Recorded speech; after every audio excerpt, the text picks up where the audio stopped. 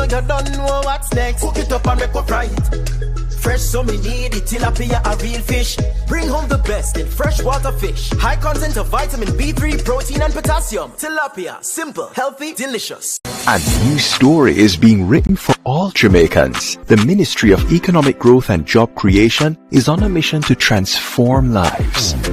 From increasing access to potable water, to providing secure homes for the most vulnerable, and helping you own a piece of the rock. We're revitalizing communities and preserving our environment. We're making an impact. See the difference. Feel the difference. Building a better Jamaica for you and me. You can feel it. Oh, make JC. Me? I go show them my way of justice. I'm abused. I need legal advice. I don't deserve this. The truth of the matter is, justice there for all of we. The Ministry of Justice has trained more than 5,600 persons in restorative justice practices. More than 200,000 victims have been supported by the victim services. Legal aid has reached thousands island-wide. Make we talk it out, not fight it out. Call 888 Justice today. We want a piece for Jamaica. Yo, what are you? Oh man, no, no, brother, no, man, You see you ever play rest? Dirty game, yeah, but I look a bad game. No, I said, place you come from, brother, I want to live good, man. I want to live good, Bridging. So shake hand, I can play a little bad, Bridging. Really have to shake hand? Yeah, man, and no badness, Bridging. Just live good, man. Come together, I make the violence done.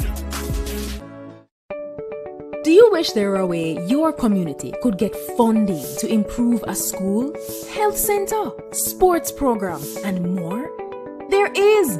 It's the Constituency Development Fund.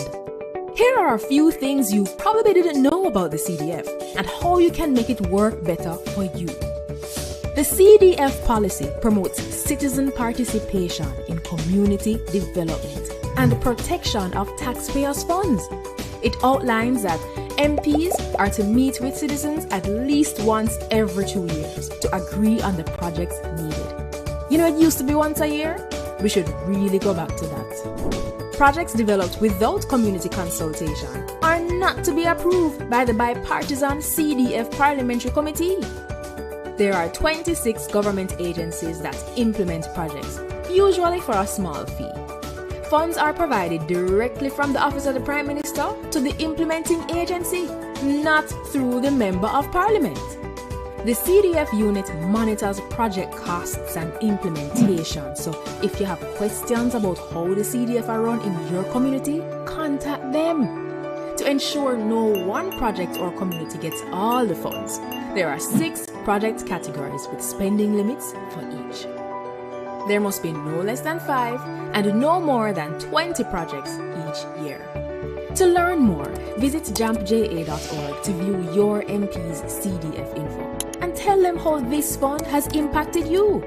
If you don't see your MP's CDF reports, then put them under little pressure, man. Call, tweet, email.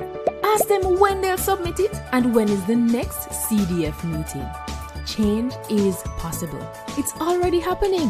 What we need is you. A message from the Jamaica Accountability Meter Portal, funded by the European Union and the Inter-American Development Bank in partnership with the Private Sector Organization of Jamaica.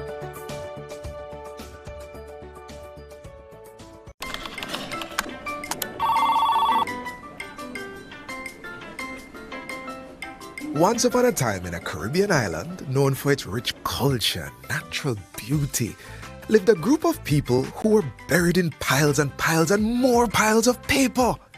Papers spanning back to the start of time. Then came a bright idea, harnessing technology to work smarter and not harder. The government of Jamaica is improving its operations to serve citizens better. Many services are now available online, and there's more to come. The government of Jamaica, building a better public sector for all. Hey, just a reminder, your mental health is just as important as your physical health. If you're feeling overwhelmed, try talking to a trusted friend or family member. You don't have to go through it alone. Sometimes sharing your feelings can make a big difference. If you need more support, Don't hesitate to reach out to the Health and Wellness Ministry's Suicide Prevention Helpline at 888-NEW-LIFE. That's 888-639-5433. Remember, it's okay to ask for help. Your feelings matter, and there are people ready to listen. Take care of yourself. You deserve it.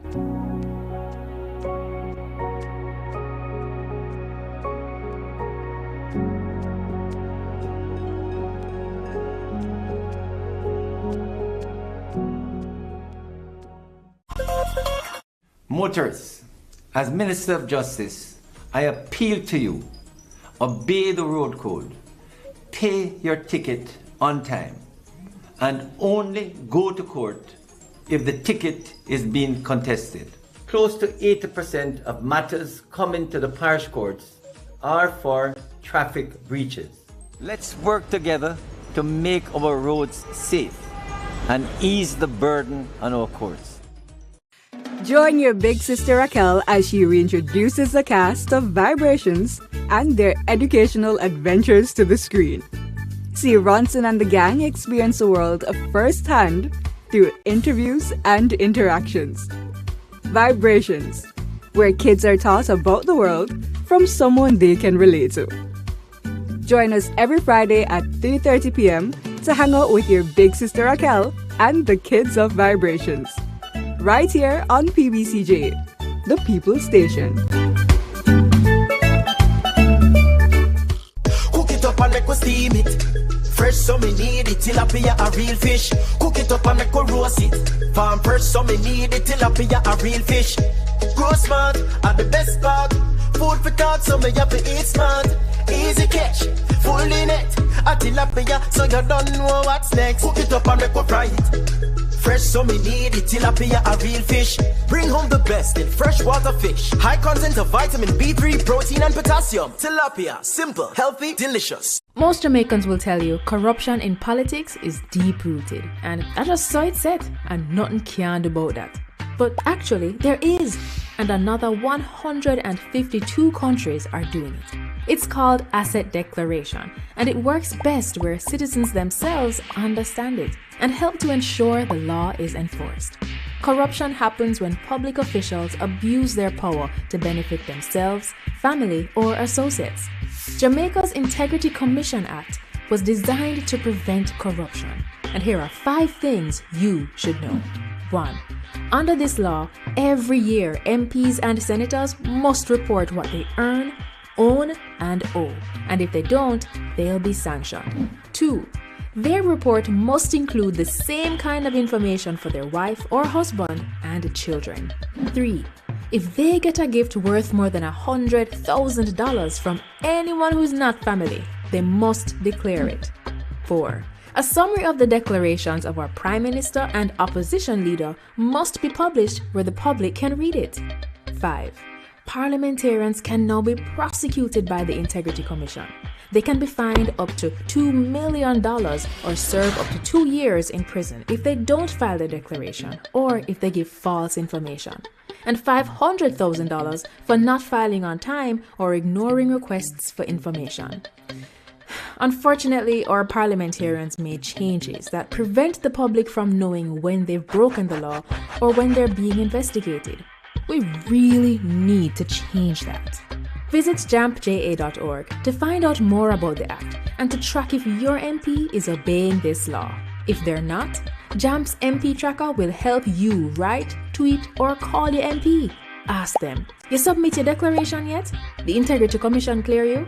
Let's help the Parliament stay honest. A message from the Jamaica Accountability Meter Portal, funded by the European Union and the Inter-American Development Bank in partnership with the Private Sector Organization of Jamaica. Thank you for stopping by and diving into Jamaica's incredible military history. In partnership with the Jamaica Defense Force, we've created this special online exhibition to celebrate the courage, sacrifice, and heroism of our nation's defenders. Get ready to explore stories of bravery, proud moments, and remarkable achievements, all from the comfort of your own home. We invite you to immerse yourself in Jamaica's military heritage and discover the legacy of those who serve. Enjoy the journey.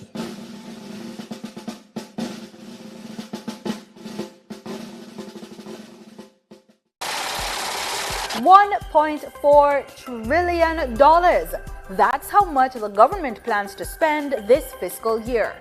Watch PBCJ's live coverage of the budget debate, March 10 to March 24, as the government outlines financial plans for the upcoming fiscal year, detailing funding for health, education, national security, social security, food security, and infrastructure.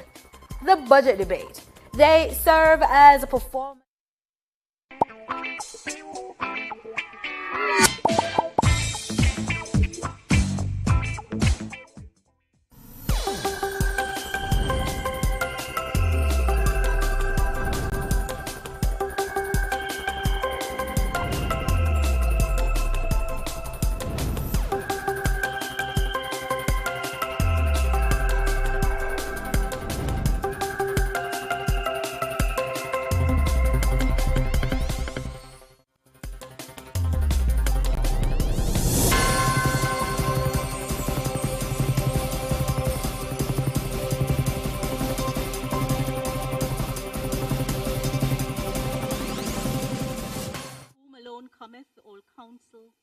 Wisdom and understanding. We thine unworthy servants here gathered together in thy name, do most humbly beseech thee to send down thy heavenly wisdom from above, to direct and guide us in all our consultations. And grant that we, having thy fair always before our eyes, and laying aside all private interests, prejudices, and partial affections, the result of all our counsels may be to the glory of thy blessed name, the maintenance of true religion and justice, the safety, honor, and happiness of the king, the public weal, peace and tranquility of the island, and the uniting and knitting together of the hearts of all persons and estates within the same, in true Christian love and charity, one towards another, through Jesus Christ, our Lord. Amen.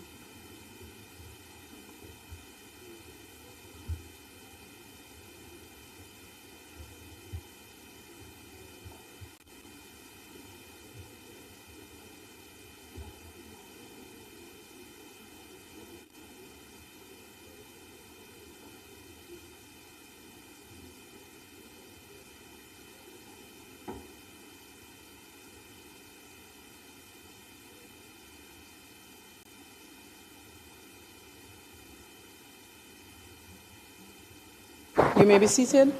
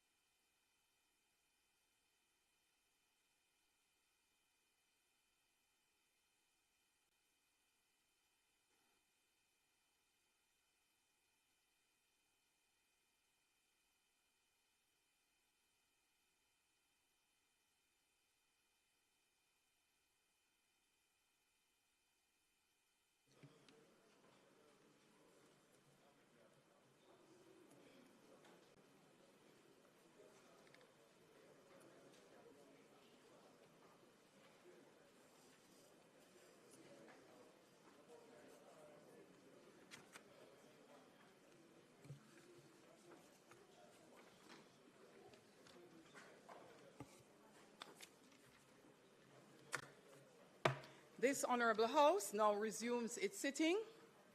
I wish to welcome all members and those in attendance a warm and pleasant good afternoon to this sitting of the House of Representatives for Thursday, March 19, 2026. Today we resume what has been a spirited and engaging budget debate. We will hear from the Most Honourable Prime Minister, who will make his contribution to the debate today.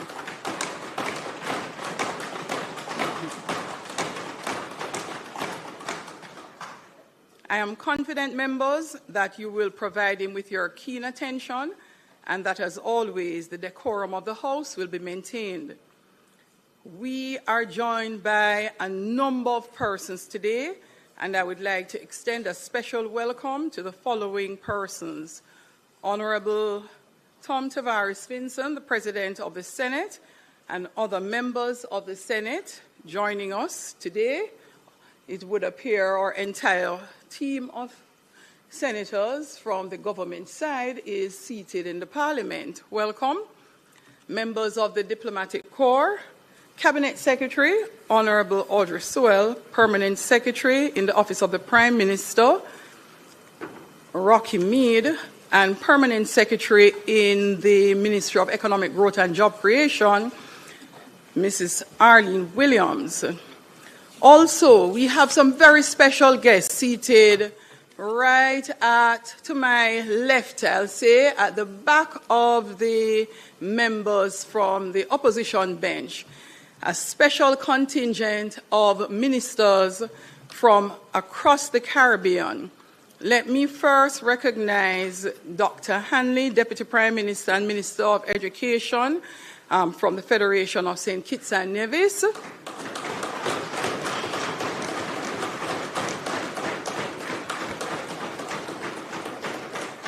Honourable Sonia Parag, Minister of Education. She's from the Cooperative Republic of Ghana. Also, Honourable Chad Blackman from Barbados. Honourable Octavia Alfred, who joins us from the Dominica Republic.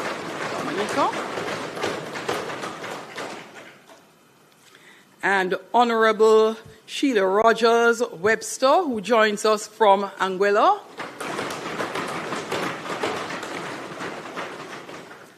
Honourable Danny Butcher, who joins us from St. Lucia.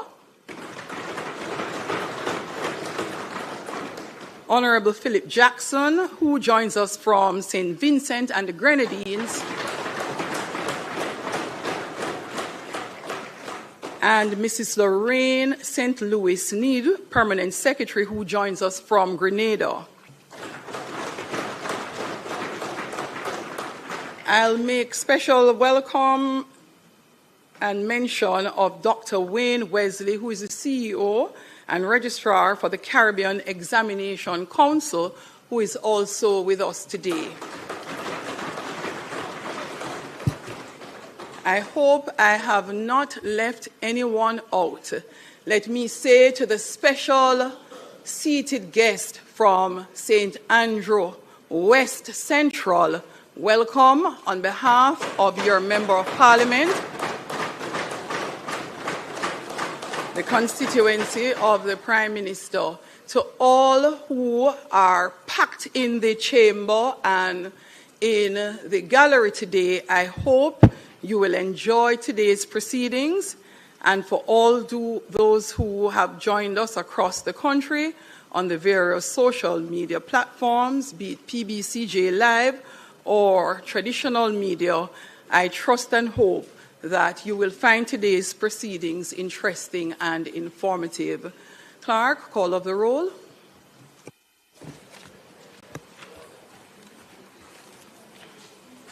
Mr. Clark. Here. Mr. Green. Here. Dr. Holness. Here. Dr. Chang. Mrs. Williams. Mr. Bartlett. Ms. Grange. Dr. Tufton. Mr. Mackenzie. Mr. Montague. Mr. Darrell Voss. Mr. Chuck. Mr. Charles Jr. Mr. Morgan. Ambassador Marks, Mr. Samuda, Dr. Wheatley, Mrs. Cuthbert Flynn, Mr. Terry Long,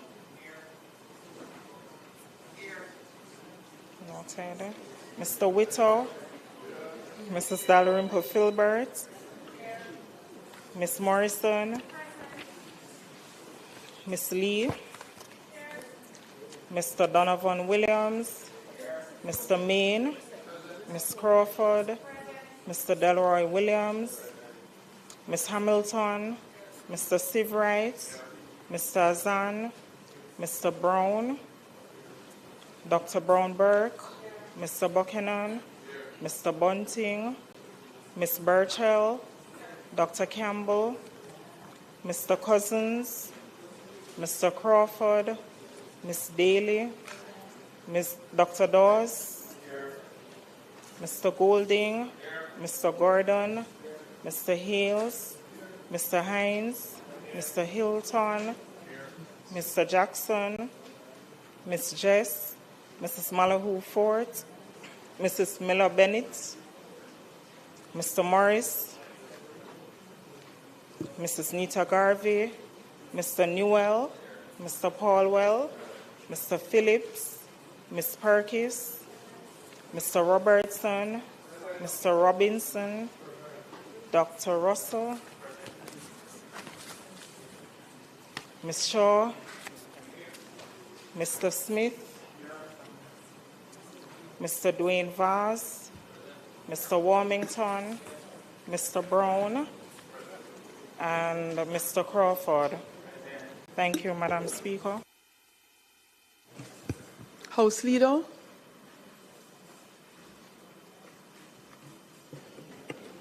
Madam Speaker, could we go through the agenda straight to public business?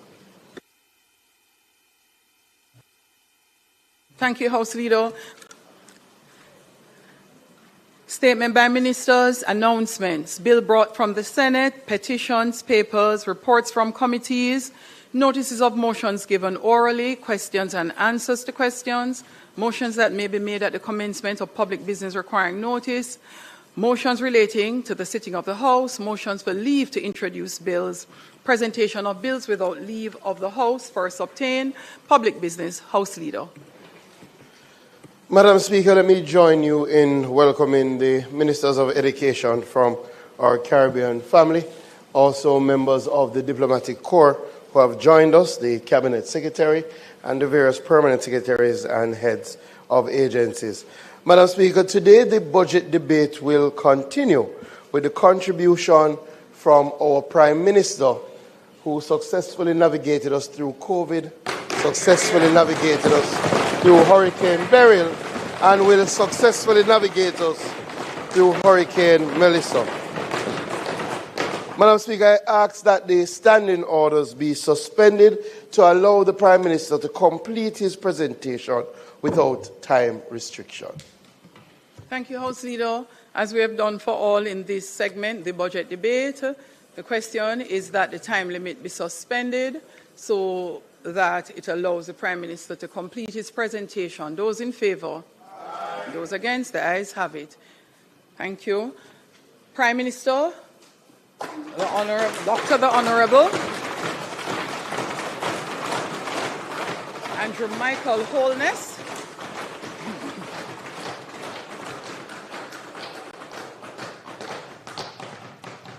Excellencies of the Diplomatic Corps,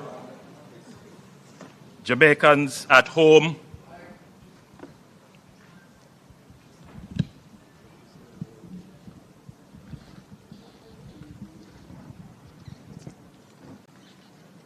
Excellencies of the Diplomatic Corps, Jamaicans at home and in the diaspora listening, watching and following on various media platforms, distinguished ladies and gentlemen in the gallery, Madam Speaker, honourable members, senators and former members seated in the well. I also join in welcoming the Ministers of Education from across the region that are here. They are in Jamaica for the CXC conference. But I guess they wanted to see what all the excitement is about in the Jamaican Parliament.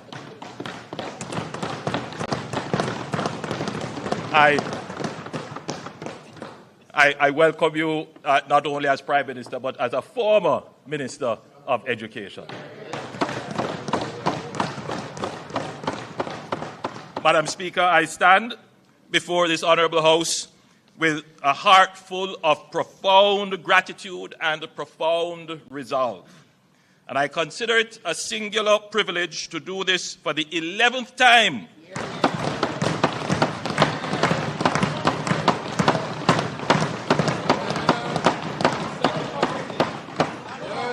as Prime Minister for a third consecutive term.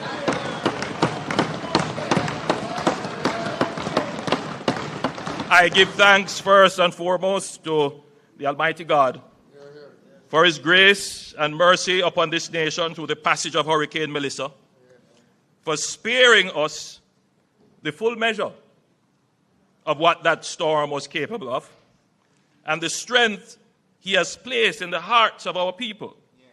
Farmers, parents, small business owners, first responders, who rose from the rubble with a dignity and a determination that humbled me. I thank Him equally for ordering my steps across 29 years of public service.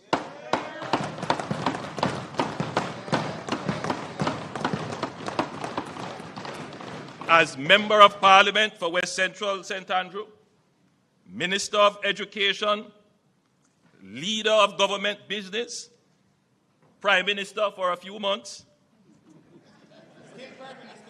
still Prime Minister.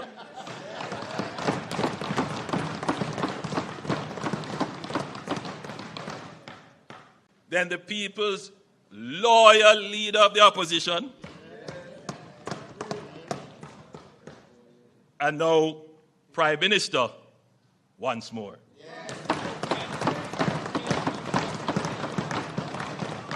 He has been my constant protection and compass.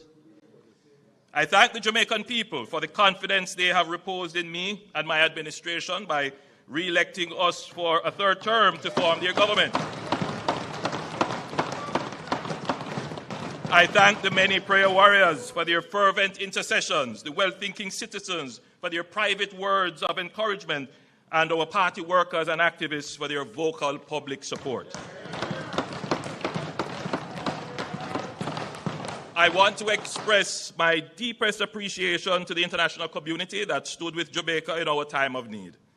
The heads of government and heads of state who called, who came, who committed resources, our multilateral development partners whose swift and decisive response produced the largest development financing package in Jamaica's history, and the many nations that sent personnel, supplies, and solidarity. Including members of the CARICOM family who are represented here by their respective ministers of education. To the men and women of the Jamaica Defence Force and the Jamaica Constabulary Force and the Jamaica Fire Brigade, you walked in devastation on foot when that was the only option. Airlifted patients when roads had ceased to exist and distributed care packages to communities no one else could reach. You made every Jamaican proud, and this nation owes you a debt of gratitude.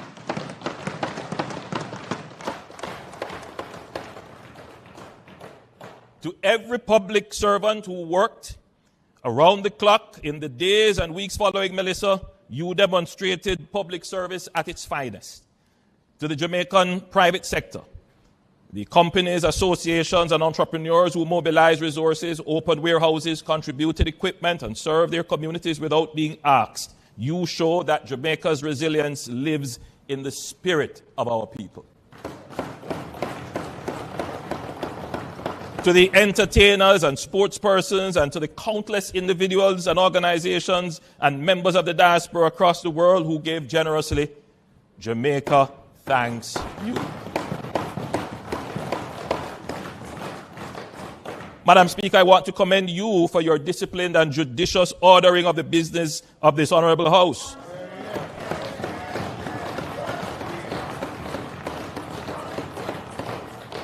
you well know the impact of public service on families.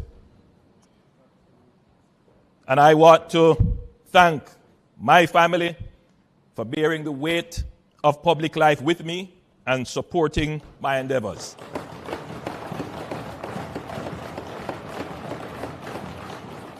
To the people of West Central St. Andrew, my extended family for 29 years, you continue to trust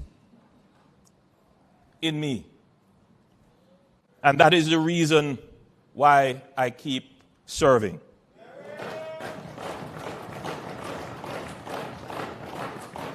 This year, there are some major projects which we will complete and on which work will commence. In a few weeks, we will complete and hand over 2 new multifamily housing solutions under the new social housing program to replace 2 dilapidated tenements. And we will begin construction of 3 additional multifamily housing solutions, including one in the community of Bell Rock, to replace houses destroyed by fire in 2024. We will continue the development of the St. Paul's Lane community with the construction of a Golden Age home and sporting facilities. Construction will begin on parks and sporting facilities for the people of Sibbons Park and the Mall Road communities. Rehabilitation and repair works are slated to begin in a few weeks for the Olympic Court housing scheme under the National Housing Scheme Rehabilitation Program. Shortly, we will open the Olympic Gardens Performing Arts Center and we will start the upgrade of the Kling Oval. And I have good news for the people of Drewsland residing along the gully banks of the Sandy Gully. Repairs will begin on the collapsed sewer main and compromised retaining walls that pose a health and safety hazard to the residents. I'm certain the member from Western St. Andrew will also be pleased because it is a border area and we both share the challenge.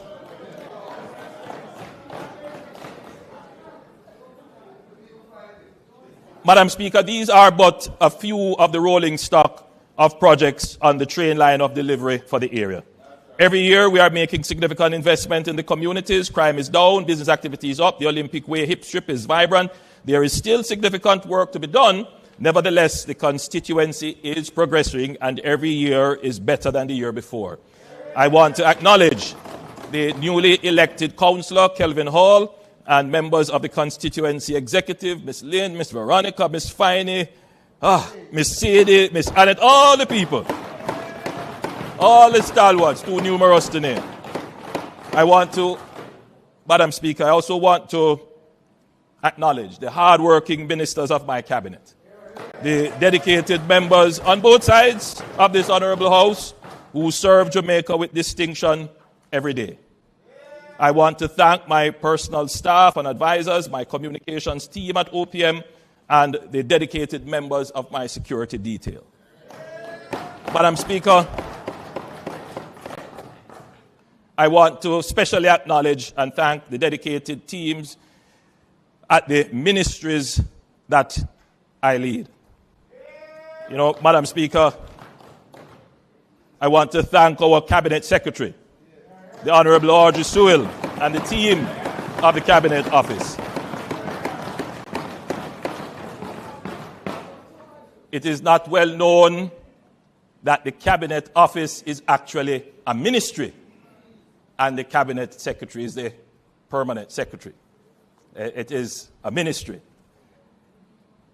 I also want to acknowledge the support of Ministers Wheatley, Marks, and Fitzhenley, and our permanent secretary, Ambassador Rocky Mead, at the Office of the Prime Minister, another ministry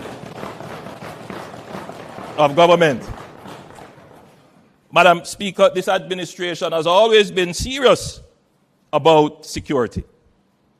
We have recently delineated the Ministry of Defense with its own administrative standing, which is anchored by the permanent secretary in the OPM, Ambassador Rocky Mead, former Chief of Defense Staff. And we did this to yield greater cross-functionality with ODPEM. I want to commend Ministers Montague and Morgan and Permanent Secretary Arlene Williams, hardworking Permanent Secretary at the Ministry of Economic Growth and infrastructure development.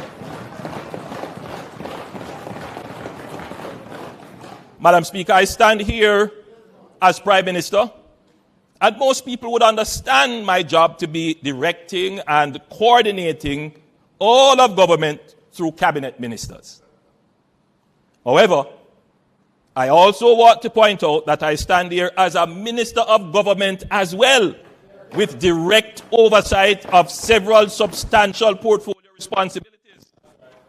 I don't only direct, convene, and preside, I also do the heavy lifting of ministerial work as well.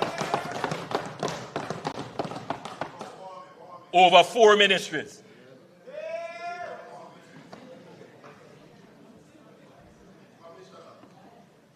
Madam Speaker, the leader of the opposition only talks.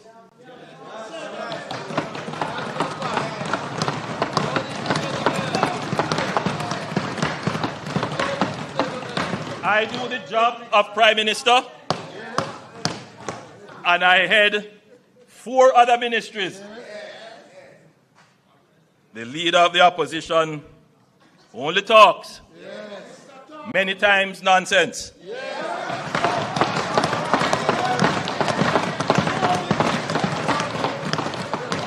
And takes home $27 million.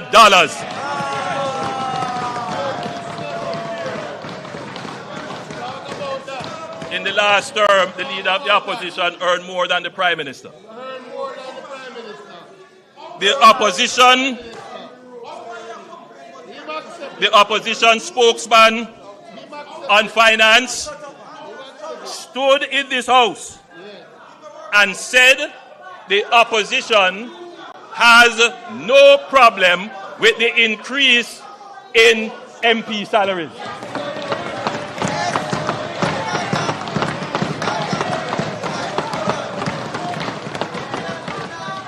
A few days later, the PNP General Secretary put out a release saying they strongly object to the salary increase for cabinet ministers and members of parliament.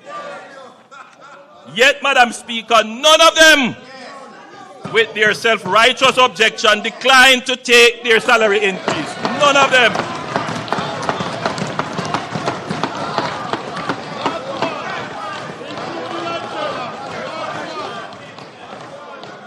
In fact, Madam Speaker, they were the first ones calling the Parliament to find out the amount of their retroactive pay.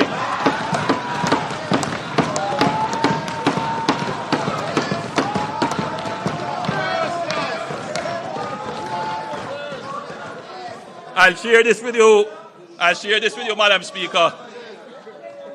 A member on that side, not to be named,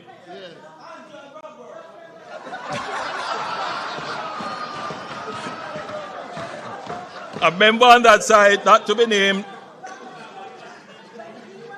obviously concerned that the public posture of the PNP could force the government to reverse the pay increase, called to say that I should ignore the statement of the PNP General Secretary and the leader of the opposition, as all their MPs agreed with the increase and could not survive without it.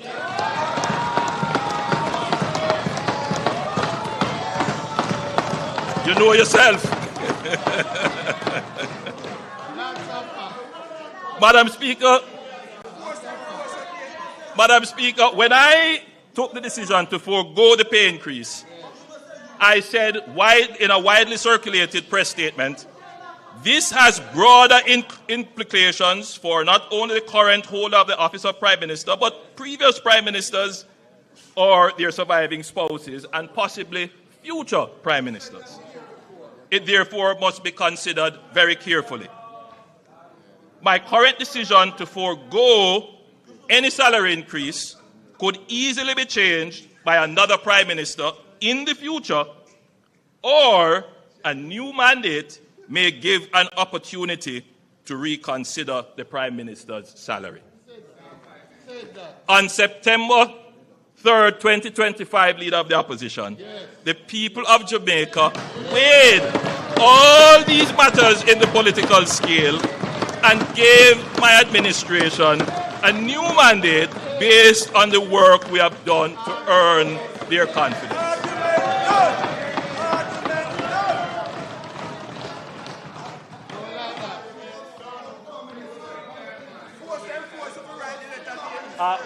Madam Speaker, I have a gift here, if the standing orders would allow. I want to give it to the leader of the opposition. If you don't want it, that's fine. But I thought it would have been so appropriate. I thought this would be a good.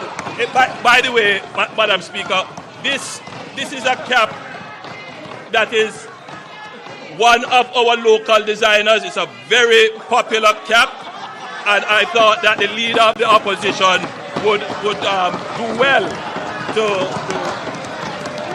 have a cap like this.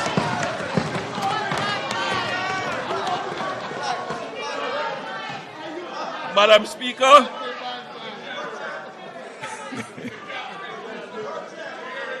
Madam Speaker, the opposition spokesman on finance raised the issue of the rate of capital expenditure. He went on to suggest that the size of the Ministry of Economic Growth and Infrastructure Development and its share of the national capital budget is a reason for slow utilization. Therefore, it should be deconstructed as a super ministry. The slow pace of utilization of the capital budget has nothing to do with the present configuration of the ministries. The cross-cutting issues of slow investment appraisal, permitting and approvals, procurement and contracting, coupled with a lack of efficient, well-resourced enterprise-scale contractors, is the cause of the low conversion of the capital budget into economic value, leading to greater levels of growth. In other words, we are an overly bureaucratic country with supply-side weaknesses which constrain our growth horizon. Despite these challenges, it must be noted that the Ministry of Economic Growth and Infrastructure Development, on average, has spent more than 97% of its capital allocation over the last 4 budgets.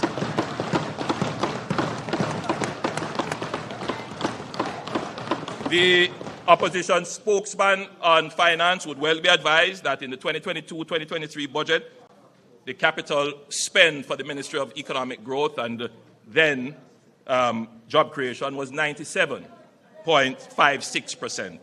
In 2023-2024, it was 98.1%. In 2024-2025, it was 98.38%.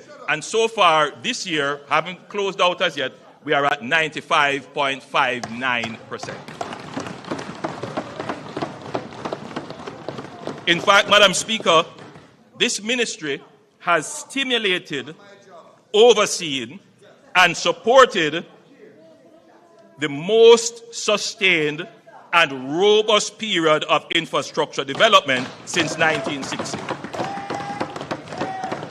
which in turn has resulted in the last decade being the most consistent and sustained period of quarterly growth in the last 30 years.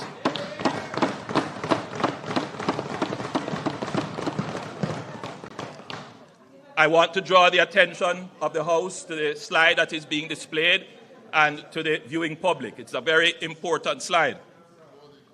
The economy under the Jamaica Labour Party returned 20 consecutive quarters of growth between the last quarter of 2015 and the COVID interruption.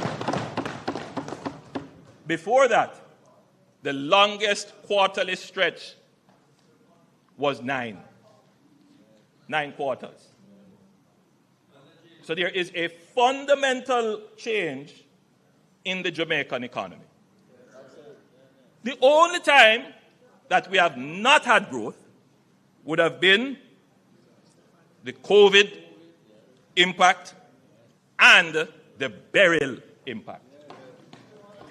The beauty of this graph that is being displayed, this table, is the speed at which the economy recovers. So, Madam Speaker, you know, there is something that we admit up front. This is not the growth rate that we would like to see. It's still very low. Nobody debates that. But, Madam Speaker, it is better than episodic growth. It is better than long periods of no growth.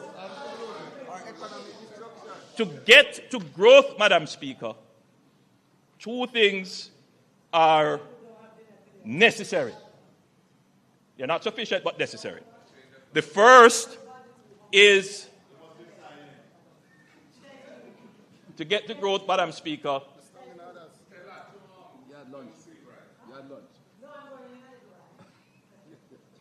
The first is stability. And what you are seeing here as a feature of the Jamaican economy is stability. And the reason why we have this stability, it is because of the fiscal program that the government has implemented. You know, Madam Speaker, we go back and forth debating who is the father of fiscal discipline. We already said the DNA test prove that they are not the fathers of fiscal discipline. But, Madam Speaker, there is one more child of this government for which the paternity is not in question. And it is necessary for growth. And that is resilience.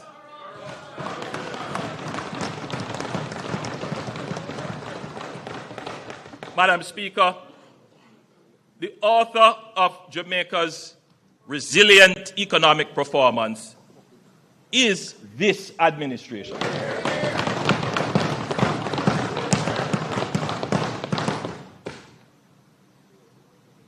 The economy, as I said, Madam Speaker, gave us 20 consecutive quarters of growth between the last quarter of 2015 and the COVID interruption, and without doubt the best performance in employment generation in the history of independent Jamaica, with a most recent 3.3% unemployment rate. Again, Madam Speaker, no other government has been able to bring down unemployment to the levels that we have. We now have practically full employment, first time ever in the history of Jamaica. The Ministry of Economic Growth and Job Creation, now Ministry of Economic Growth and Infrastructure Development, is doing what it was set up to do. It is a well-performing ministry. Madam Speaker, the world order as we know it has changed. I know the present state of world affairs is troubling to most Jamaicans. Uncertainty, disruption, and seeming unfairness appears to characterize the new order.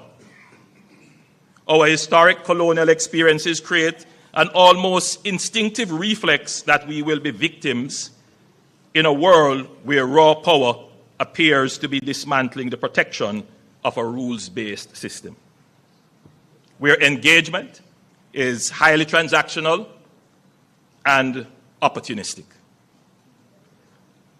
In the minds of the average Jamaican, they may not say it in this way, but if you were to distill the thoughts, the question is, how are we going to navigate this space as a small country and do more than just survive, but thrive?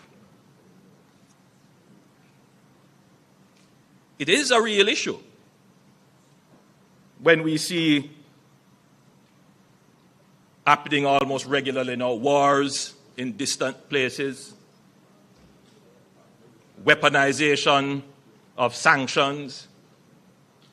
It is a concern to the average Jamaican when the price of their goods rise, having nothing to do with them. As a small country, the sense of feeling powerless is real. But as Jamaicans, as Caribbean people, we don't just cower and say we are helpless. Our history tells us we must resist as a people. It is who we are, even in the face of power, unequal and uneven. We must resist.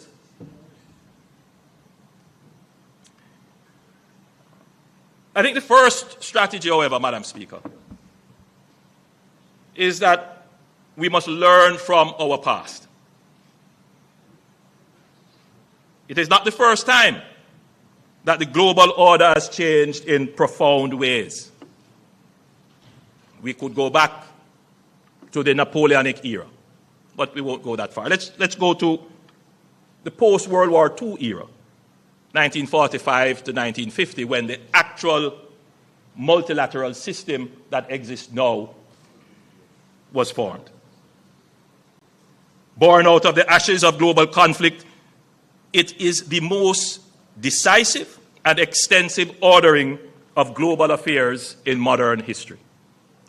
The United States of America and the Allied powers constructed a global order anchored on the formation of the IMF, the World Bank, the United Nations, and the General Agreement on Tariffs on Trade, GATT, which we now call the WTO. This multilateral order drastically reduced interstate conflict and enabled unprecedented economic growth over the last 80 years.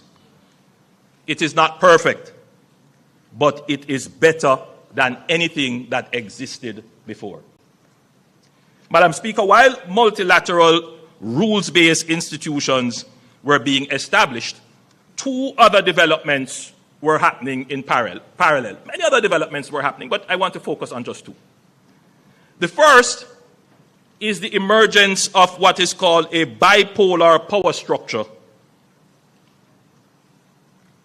which we generally call, at the time when it was emerging, the Cold War.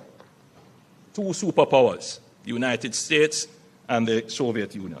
Between 1947 and 1991, the world split into two completing blocs, the US-led Western Bloc and the Soviet-led Eastern Bloc, each with its own military alliances, economic systems, and ideological frameworks.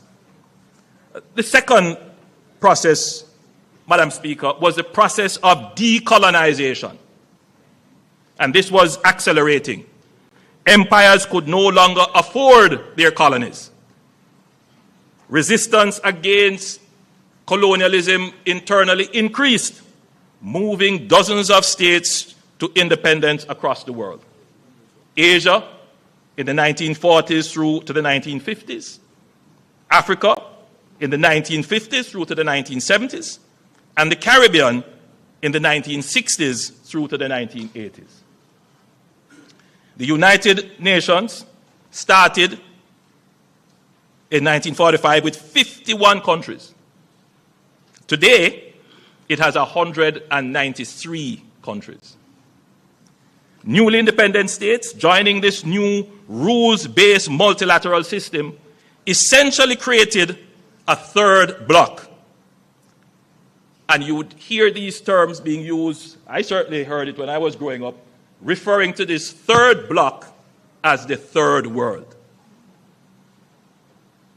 So the new system of global order, when it emerged with two blocks, the Western Bloc, the Eastern Bloc.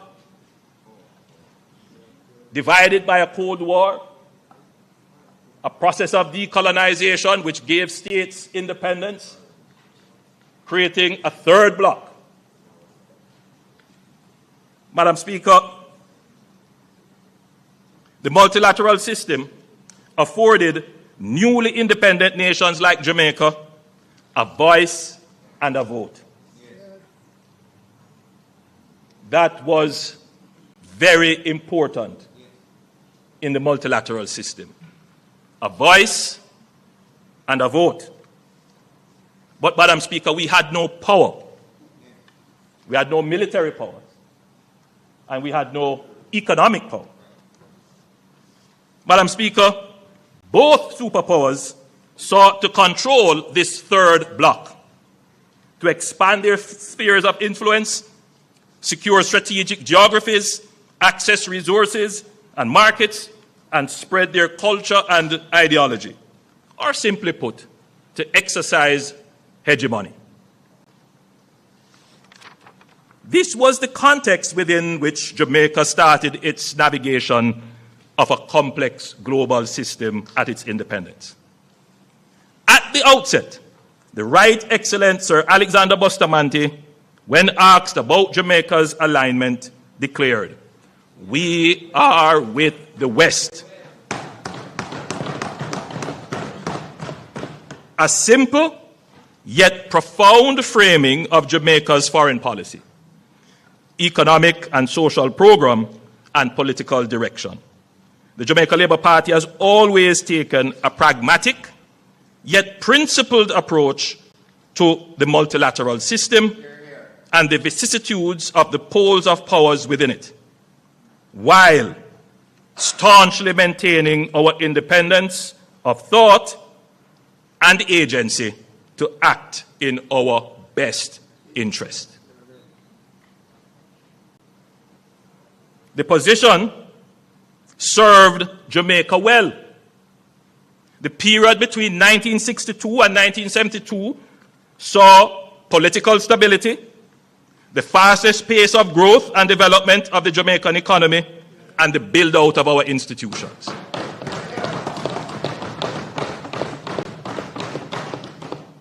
Madam Speaker, the period 1972 to 1980 of the Cold War era, the PNP government under Prime Minister Michael Manley changed Jamaica's political, economic, and social development policy and trajectory to democratic socialism, which also informed a change in Jamaica's foreign policy outlook. During that period, Jamaica joined the non-aligned movement and pursued relations with other socialist and communist countries of the Eastern Bloc, including Cuba. This was a fundamental and consequential shift based on an almost fanciful ideological aspiration. It placed us in the crossfire of a power struggle between superpowers which was not in our interest and had negative consequences domestically.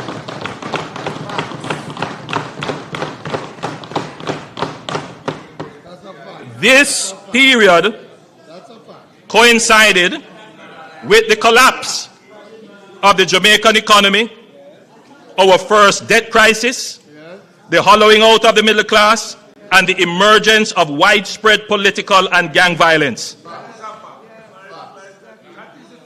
Many of the challenges we face today are anchored in that period of our history.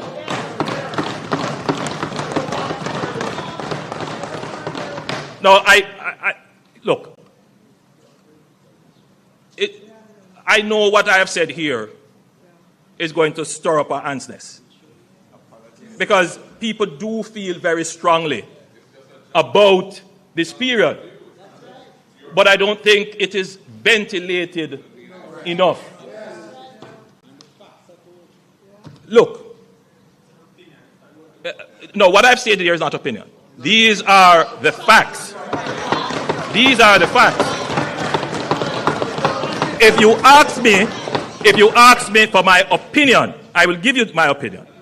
Right? And my opinion is that I admire Michael Manley's intellect. I admire his willingness to challenge. But I also question his judgment.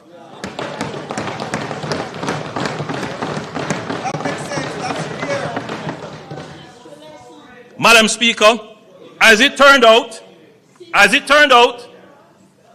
by 1991, the Soviet Union collapsed as a pole of power, and the multilateral system entered a unipolar phase dominated by the US, Western liberal globalization, and free markets.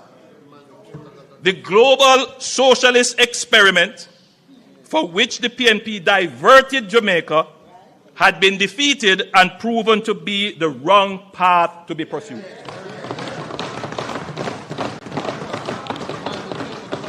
Now, here are the facts.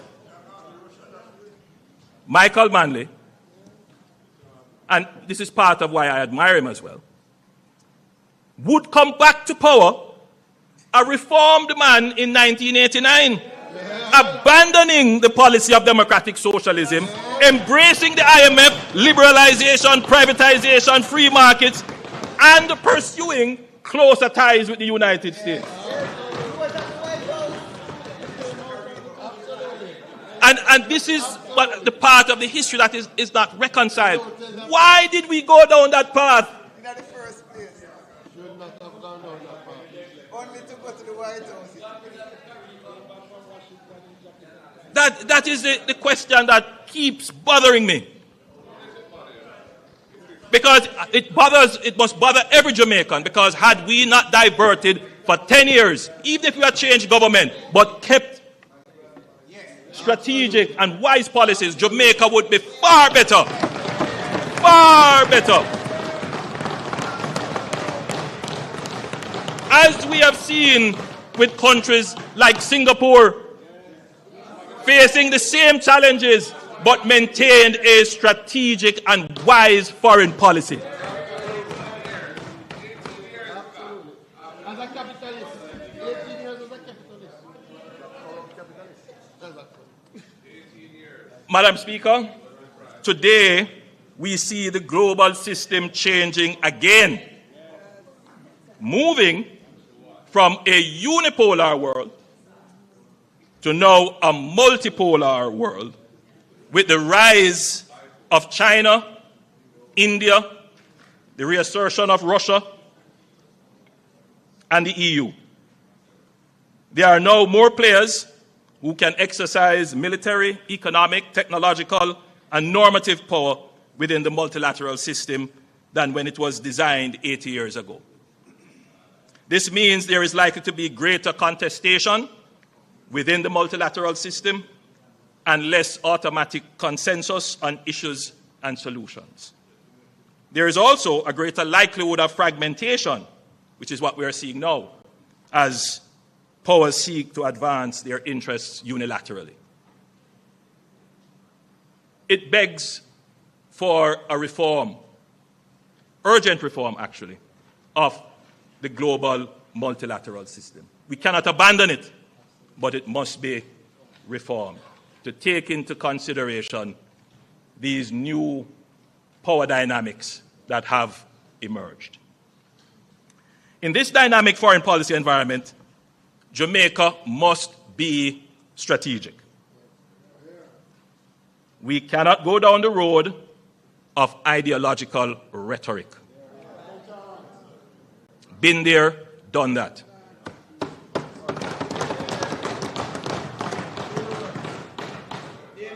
Foreign policy is about having a clear framework of principles and values within which we pursue our interests, while treating with the interests and powers of others with whom we engage.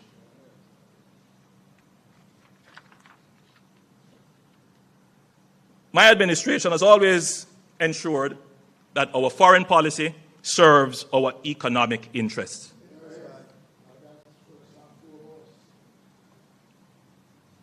Whatever I do must make sure that Jamaica can recover quickly, that the person in Westmoreland whose house has not yet been restored, that the chances of a quick restoration is not hampered.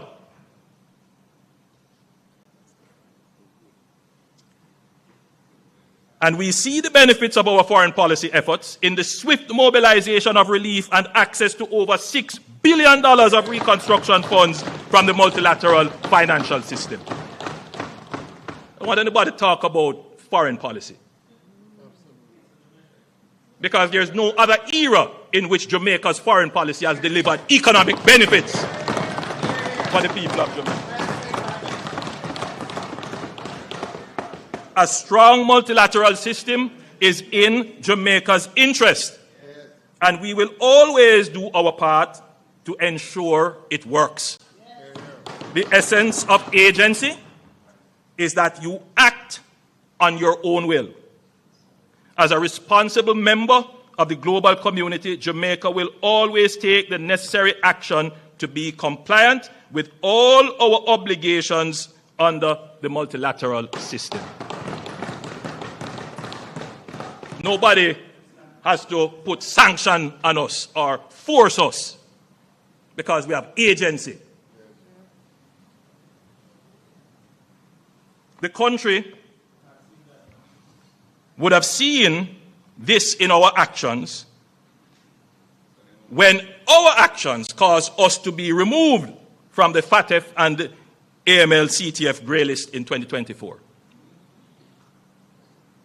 Grey list, the way our structure and system was, it was reviewed. We ended up on the grey list. Every member of the government worked very hard, including members of the opposition, to pass the necessary legislation, make the necessary policy changes. I mean, there were those saying that these, imperialists imposing global financial things on us, make we resist it. And what? Lose access to the international banking system?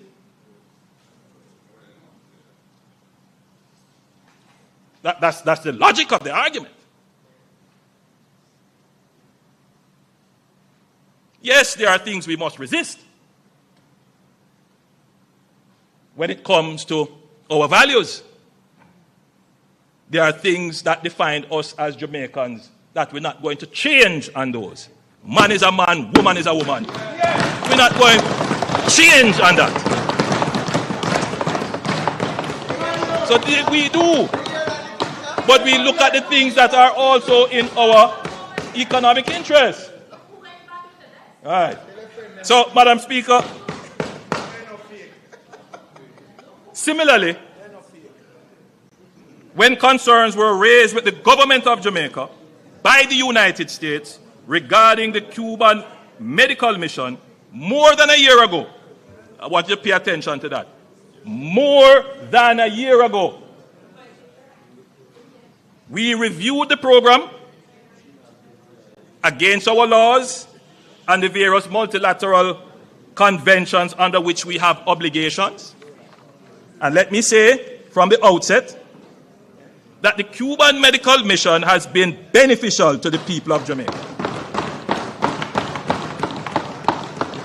The Cuban doctors and nurses have assimilated quite well in our hospital system and have developed strong bonds with the people they serve.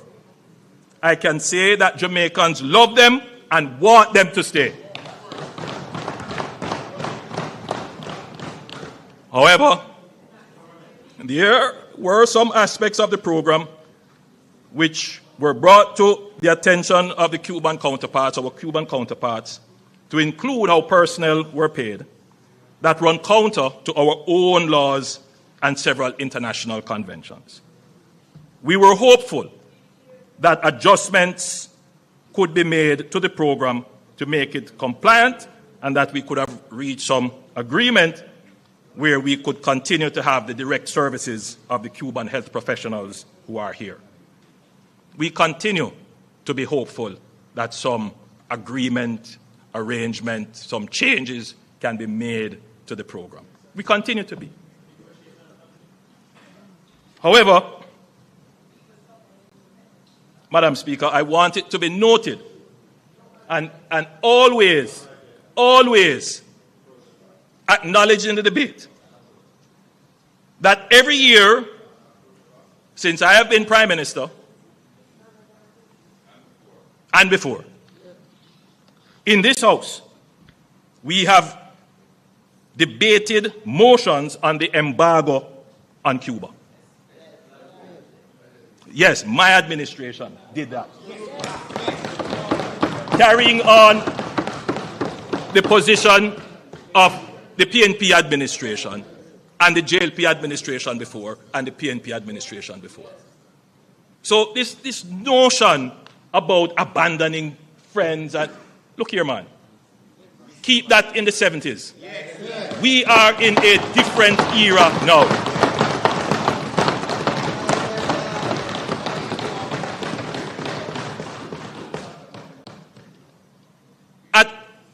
All my speeches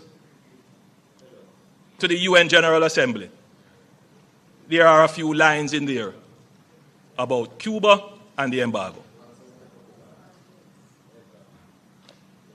When I spoke at CARICOM, I spoke fairly and frankly.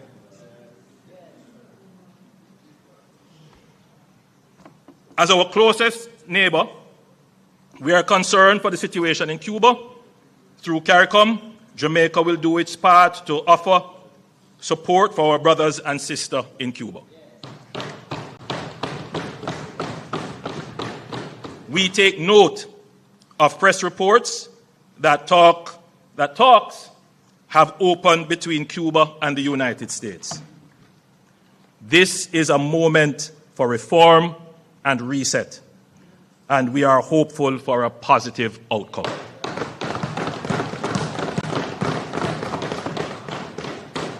In all of what is being said and insinuated, there's one question that must be answered. What would the PNP have done? Absolutely. Nothing. Absolutely. He couldn't say that. Well, we won't know. We won't know.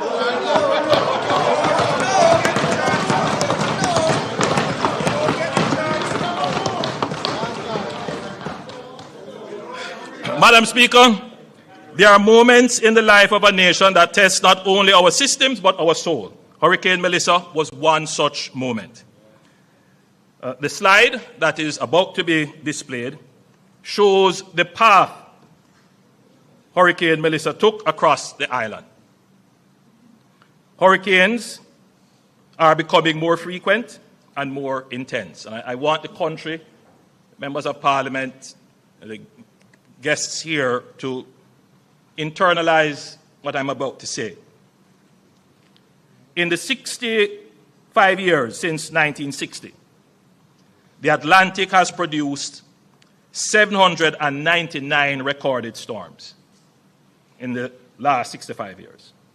Remarkably, 201 of them, or a quarter, occurred in the last decade.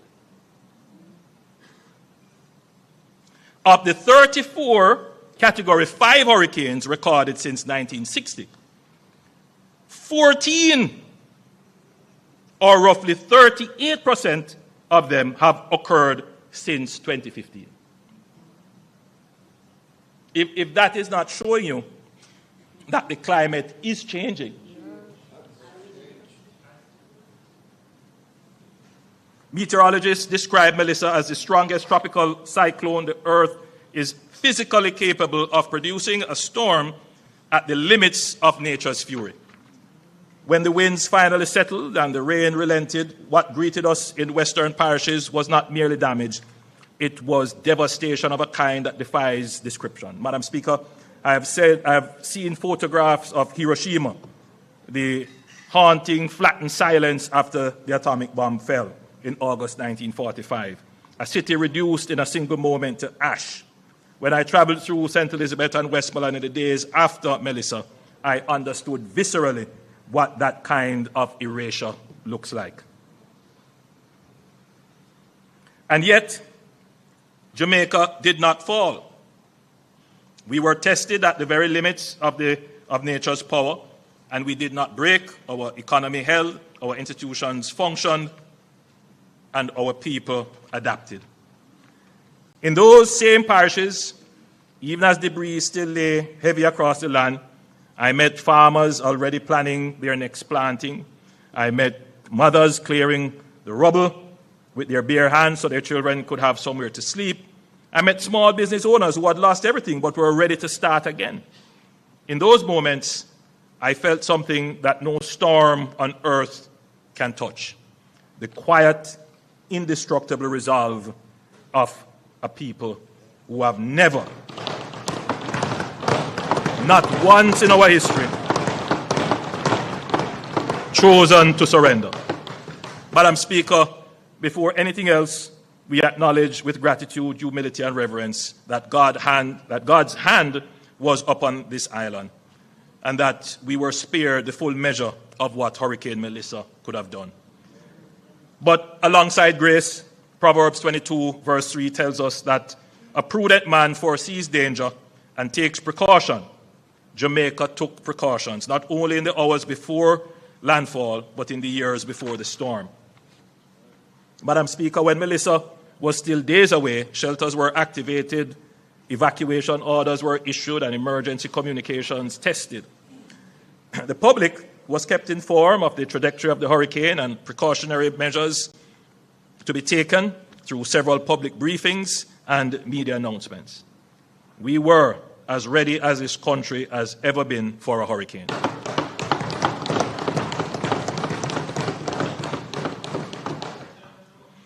The investment this government has made in our security forces over the past decade, expanding personnel, equipment, and technology, growing our helicopter fleet, which turned out to be a very wise investment, strengthening our offshore patrol vessels, deepening our engineering and logistics capacity, paid dividends in those critical hours and days after Melissa struck.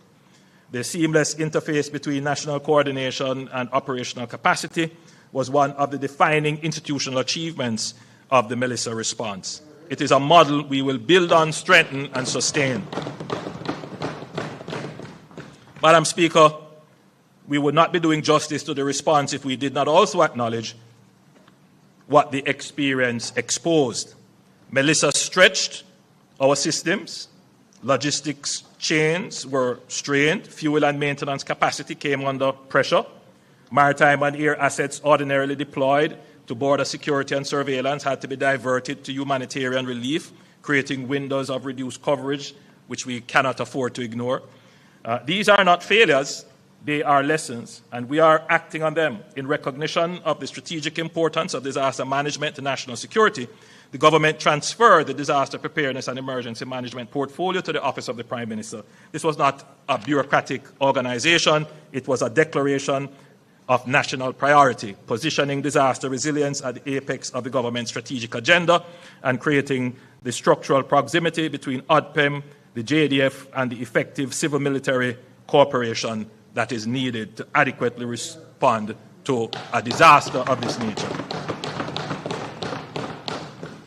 As we strengthen ODPEM, we are not seeking to contain within its walls every capability Jamaica needs to manage disasters. ODPEM's effectiveness going forward will rest on the quality of its coordination with the full ecosystem of national capability, drawing on the entities with experience in digital infrastructure, cybersecurity resilience, geospatial data mapping, and spatial analytics. Madam Speaker, I want to point out that in the weeks immediately following Hurricane Melissa, something extraordinary happened. A moment when countries would have faced downgrades, economic uncertainty, and capital flight. All three major international credit rating agencies, Standard & Poor's, Moody's, and Fitch, reaffirmed Jamaica's sovereign standing with stable outlook. And Moody's went even further. They upgraded us. Now, can you imagine? After a hurricane, the rating agency said, well, you know, even with the hurricane, you have done so well. I'm going to maintain your outlook. Yeah. I just want everyone to stop and reflect on that for a moment.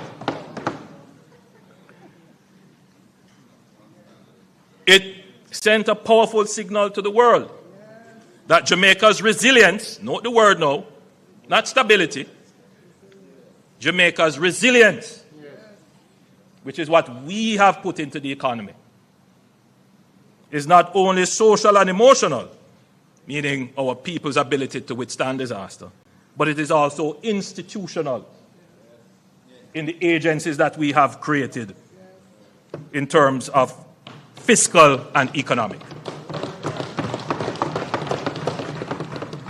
That credibility wasn't gifted to us. It was earned through years of disciplined, courageous reform and sound governance. And it has now become an asset we are deploying in the service of every Jamaican. And the results are already visible. The recovery from Hurricane Melissa is proceeding faster than anyone initially projected. But speed of recovery does not happen by accident. It is a product of fiscal strength deliberately built and strategically deployed. Consider what that means in practice. Within weeks, the government extended a loan of $150 million to the Jamaica Public Service Company to support the immediate restoration of electricity across the island. That single intervention accelerated the reconnection of communities, businesses, hospitals, and the resumption of daily rhythm of life that so many Jamaicans depend on. Today, electricity and water have been restored to approximately 99% of customers. Madam Speaker, let us be clear about what that made possible. A government that had maintained fiscal discipline, reduced its debt burden, built buffers and reserves, and earned the confidence of the international markets, wrote the check. The loan to JPS was the difference between the family sitting in the dark for 6 months and getting back electricity in 3 weeks. It's the difference between a farmer losing an entire season and getting back to work. It's the difference between despair and dignity. Our recovery has been unprecedented in its speed. Agricultural output has rebounded more quickly than anticipated. Inflation has come in below projections, enabling the Bank of Jamaica to reduce its policy interest rate to 5.5% in February 2026 and revise its projection for full economic recovery down to 3 to 2 years from the earlier 3 to 4 years that was projected. Madam Speaker, we have proven our resilience. Now is the time to claim another feature of an economy: resurgence.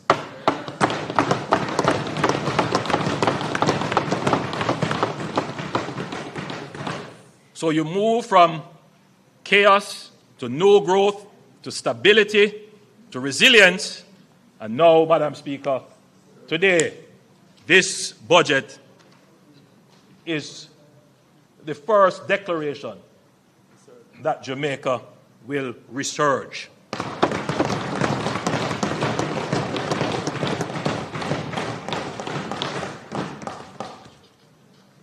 What is the difference between resilience and resurgence? Resilience is defensive. It is the capacity to absorb a blow and remain standing. Resurgence is forward-leaning. It is the decision to move with purpose, with ambition, with a vision of something greater than what existed before. We will not simply patch what is broken. We will build forward stronger, smarter, and more equitably than before. The suffering of our Western parishes will not be a footnote in our national story. It will be the catalyst for our next great chapter. For Jamaica, adversity has been a full stop. It has always, well, Madam Speaker, let me read that properly. For Jamaica, adversity has never been a full stop. Has never been a full stop. It has always been just a comma. a brief pause before we rise again. We have endured, now we will build together.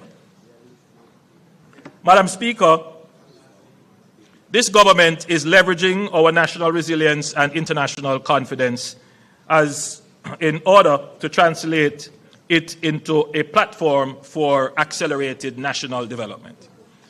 Through close engagement with our multilateral partners, including the IMF, the World Bank, the Inter-American Development Bank, CAF, and the Caribbean Development Bank, Jamaica secured US $6.7 billion in terms of a financial package within weeks of the hurricane.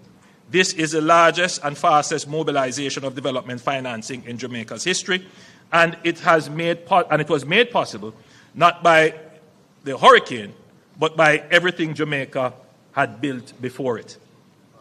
Madam Speaker, the discipline of yesterday is funding the resurgence of tomorrow.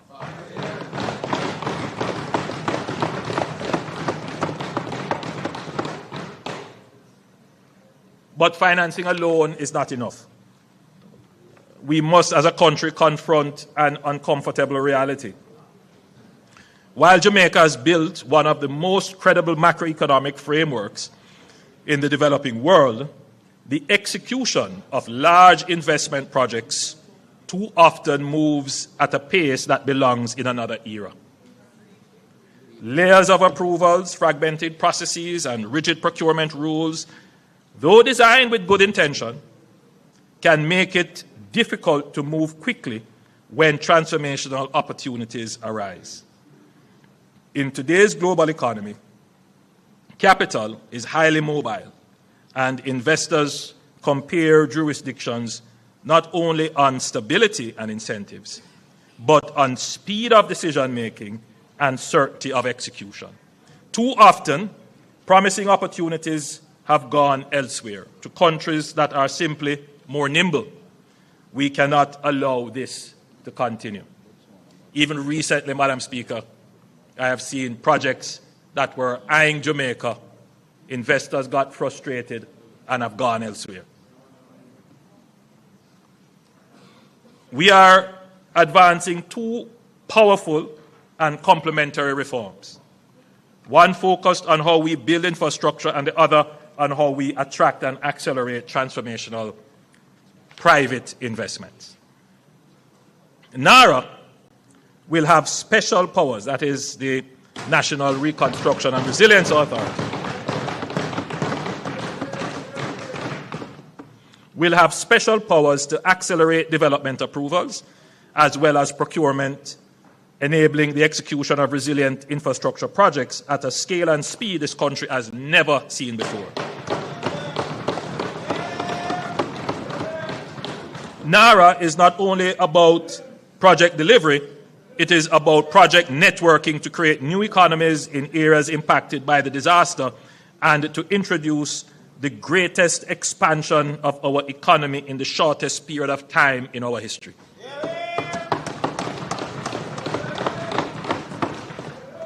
Madam Speaker, NARA will turn a crisis into an opportunity for Jamaica.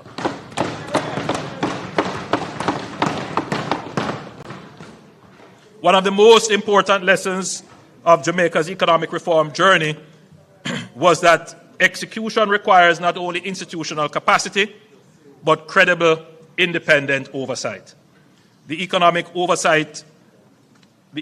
Program Oversight Committee, EPOC, became internationally recognized as a model of transparent, civil society-led accountability that gave Jamaicans and international partners confidence that the fiscal program was being implemented as agreed. We will use a similar model for NARA called JAMROC, that is Jamaica Reconstruction and Resilience Oversight Committee. And I'm pleased to announce that JAMROC will be chaired by Professor Peter Blair Henry, a son of Jamaica, who is currently a senior fellow at Stanford University's Hoover Institution. He is a vice chair of the National Bureau of Economic Research, and I hear somebody say an academic, but listen to this part of it.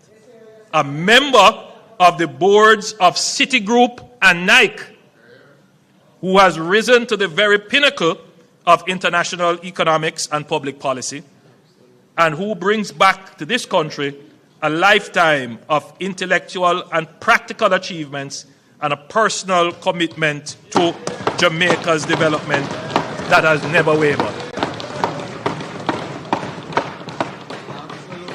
The search for NARA's chief executive officer is also well advanced, following an open advertisement, both locally and internationally. 5 candidates have been shortlisted, and we are going through the interview and evaluation process. Madam Speaker, a complementary reform to NARA addresses the investment attraction problem. We will introduce a new framework called Fast Jamaica, the facilitated acceleration of strategic transformation. This will be part of our national growth inducement strategy through investment.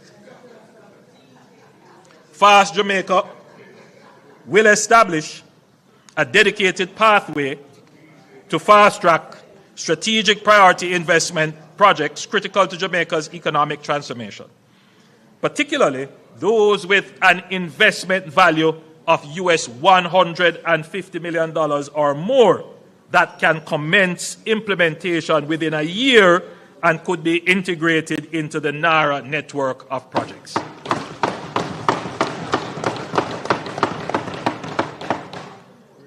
The framework will focus on projects in sectors that will shape Jamaica's competitiveness, and we're looking at areas such as energy infrastructure, digital infrastructure and telecommunications, logistics, air and seaports, water, sewage and desalination, low-income housing and urban development, high-value tourism including wellness, medical and sports tourism, entertainment and the creative industries, STEM education and research, specialized healthcare, high-value agriculture and agro-processing, advanced manufacturing, and critical minerals, including rare earth elements. Cabinet will retain the ability to designate additional sectors where strategic opportunities arise. Central to Fast Jamaica will be a strategic investment council, a high-level body tasked with the initial screening and evaluation of major investment proposals. The elements of this already exist between JAMPRO, DBJ, and the Cabinet Office. The Council will assess the strategic merit, economic impact, and national interest considerations of each proposed project and will recommend to Cabinet the most appropriate development modality, whether public-private partnership, joint venture, concession arrangements, or otherwise, as well as whether the project should proceed through direct negotiation or a competitive process. Projects approved by Cabinet will be designated strategic investment projects and will benefit from accelerated approvals across government, coordinated regulatory engagement, and dedicated facilitation teams to ensure efficient execution. Fast Jamaica will also allow the government, where appropriate, to engage with unsolicited proposals from investors, recognizing that some of the most transformative projects originate from private sector proprietary knowledge. Madam Speaker, Fast Jamaica is not about weakening safeguards. It is about modernizing how government partners with strategic investors in a fast-moving global economy. Fiscal exposure will continue to be rigorously addressed by the Ministry of Finance and the Public Service. Cabinet will retain full oversight of all final agreements, but what will change is the speed, coordination, and clarity with which Jamaica engages with major investment opportunities.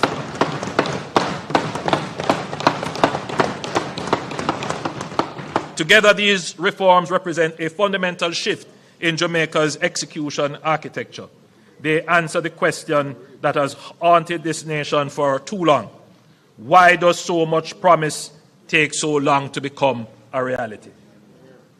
We have accomplished a lot, but we could have accomplished so much more. So, Madam Speaker, NARA is established. We will have the legislation. I will table the legislation today.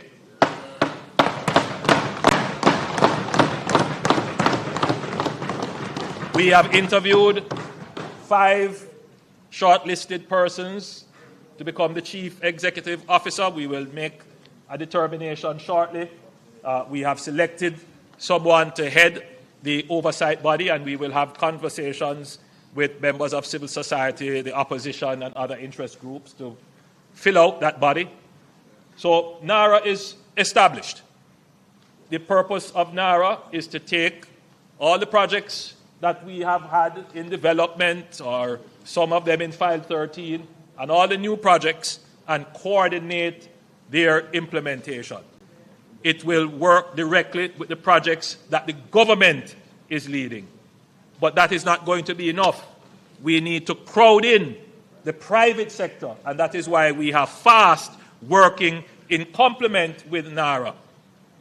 And a typical way in which this will work, Madam Speaker, when I go to show you all the projects that NARA will likely do, you will see that there are great opportunities for the private sector to come in. Every highway that we put in opens up lands for housing, low-income housing, for tourism, for agriculture, for manufacturing. Madam Speaker, NARA's first and most consequential mandate will be to prepare a comprehensive project and economic plan to deliver within the next 4 years. And when we say deliver, we mean complete within the next 4 years. Today, I lay out a transformative vision for Jamaica by highlighting several national projects across the length and breadth of the country. Many of these projects are not new. They have appeared in development plans, consultancy report, policy discussions for years, in some cases for decades. This vision was never the problem. What was missing was the mechanism to convert them from aspirations into reality. The financing, the institutional architecture, and the enabling environment. We now have all of these.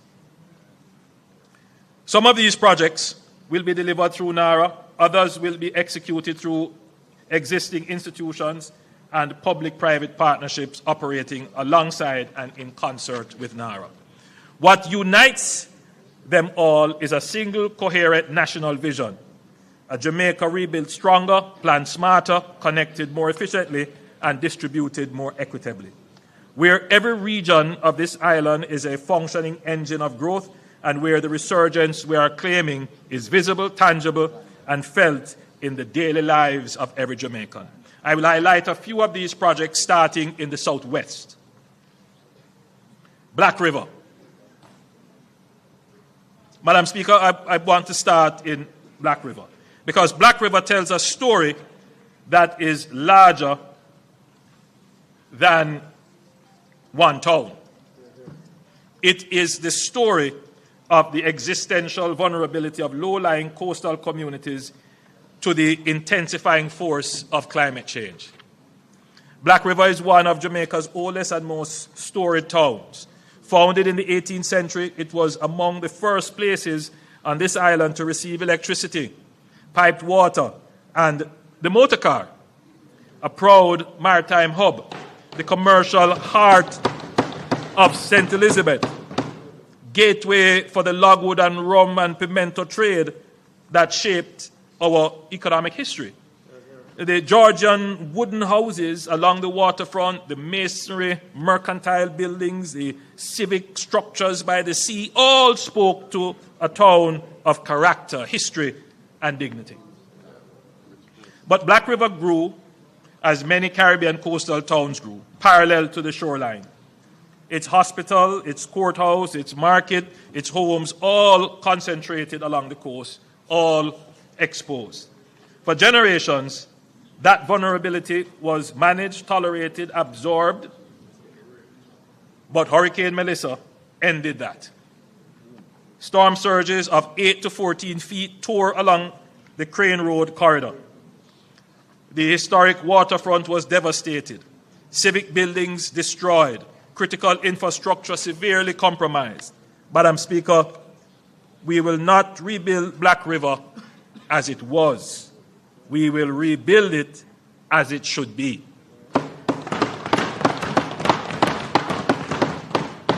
And in so doing, create something this town has never possessed in its 300 years of history: a real planned, consolidated urban core. The Urban Development Corporation, working with our development partners, is advancing a climate-resilient redevelopment plan that separates what belongs inland from what belongs on the coast. The heart of the plan is the new urban center, to be developed inland, safely above storm surge and projected sea level rise. And you can see a representation of where that urban center is going to be and what it, well, that's the waterfront, but what it could look like. So, this is where Black River's essential public functions, its hospital, courthouses, municipal offices, police station, tax office, schools, market, and transport hub will be consolidated into a planned, workable, flood-safe precinct for the first time. It will have a proper town square, a civic park. The buildings will be designed to withstand Category 5 wind loads, built on elevated platforms above projected sea level rise scenarios with utility corridors, drainage infrastructure, and emergency redundancy. The historic waterfront will be protected by a layer of coastal defense systems, submerged offshore breakwaters to dissipate wave energy before it reaches shore, a concrete seawall integrated with a continuous public boardwalk, and engineered revetments along the most vulnerable stretches of coastline. The waterfront will become what it always had the potential to be: a vibrant public amenity, an entertainment and tourism corridor, a place where boutique hotels and restaurants and cultural experiences make this stretch of Jamaica South Coast a genuine destination. So, the same questions that Melissa forced on Black River must now be confronted everywhere, and the answers must be guided by the same logic, applied consistently, deliberately, and at national scale. That logic can be distilled into 4 foundational principles that will guide how we plan, build, and invest going forward. The first principle is strategic spatial planning and risk-informed development. What happened in Black River happened because for decades, development decisions were made without regard to hazard mapping, flood risk, or climate projections. That must now change. Critical national infrastructure must progressively be relocated away from high-risk coastal zones. Hospitals, schools, utilities, highways, and logistic facilities must be positioned with full regard to storm surge, flooding, and sea level rise. Where we build is as important as what we build. The second principle is building redundancy in distributed systems across critical infrastructure. Black River's civic core was concentrated in one exposed corridor. And when Melissa struck, a single surge compromised everything simultaneously. That is not resilience, that is fragility. Our transportation corridor, power systems, water supply, telecommunications, network, and logistic systems must be engineered with backup capacity and distributed architecture so that when one part of the system is struck, the rest keeps functioning. Resilience is incompatible with single points of failure. The third principle is the integration of regional development and resilient economic clusters. The Black River Plan does not end at the town's boundary. It connects to housing developments, agricultural corridors, tourism infrastructure, and the regional road network across the South Coast. That is intentional. Resilience cannot be built by project. It has to be built by a network. Connectivity, roads, hospitals, schools, housing, energy systems, and government services must be planned together to create a self-sustaining regional ecosystem. The fourth principle is economic diversification and production resilience. A resilient nation is not only physically strong, it is economically adaptable. Black River's rebuilt waterfront will anchor not just tourism, but wellness, marine recreation, heritage experience, and culinary offerings rooted in St. Elizabeth's agricultural identity. That diversification away from dependence on a single sector, any single market, any single source of economic activity is the model for Jamaica as a whole. We must broaden our productive base. Madam Speaker, the redevelopment of Black River will embody all four principles. It will be proof of concept that Jamaica has learned lessons and that we are determined to apply them not just to the historic town of the South Coast, that is the Black River, but to every parish, every corridor, and every community of this island that faces the same challenge as we seek to build forward stronger.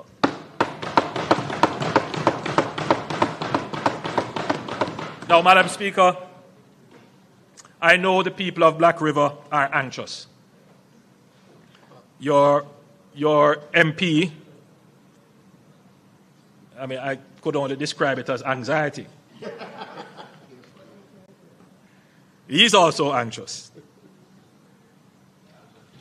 Particularly persons who own property in proximity to the coast that sustained damage. There's a certain level of uncertainty. They're not sure whether or not they should rebuild, restart.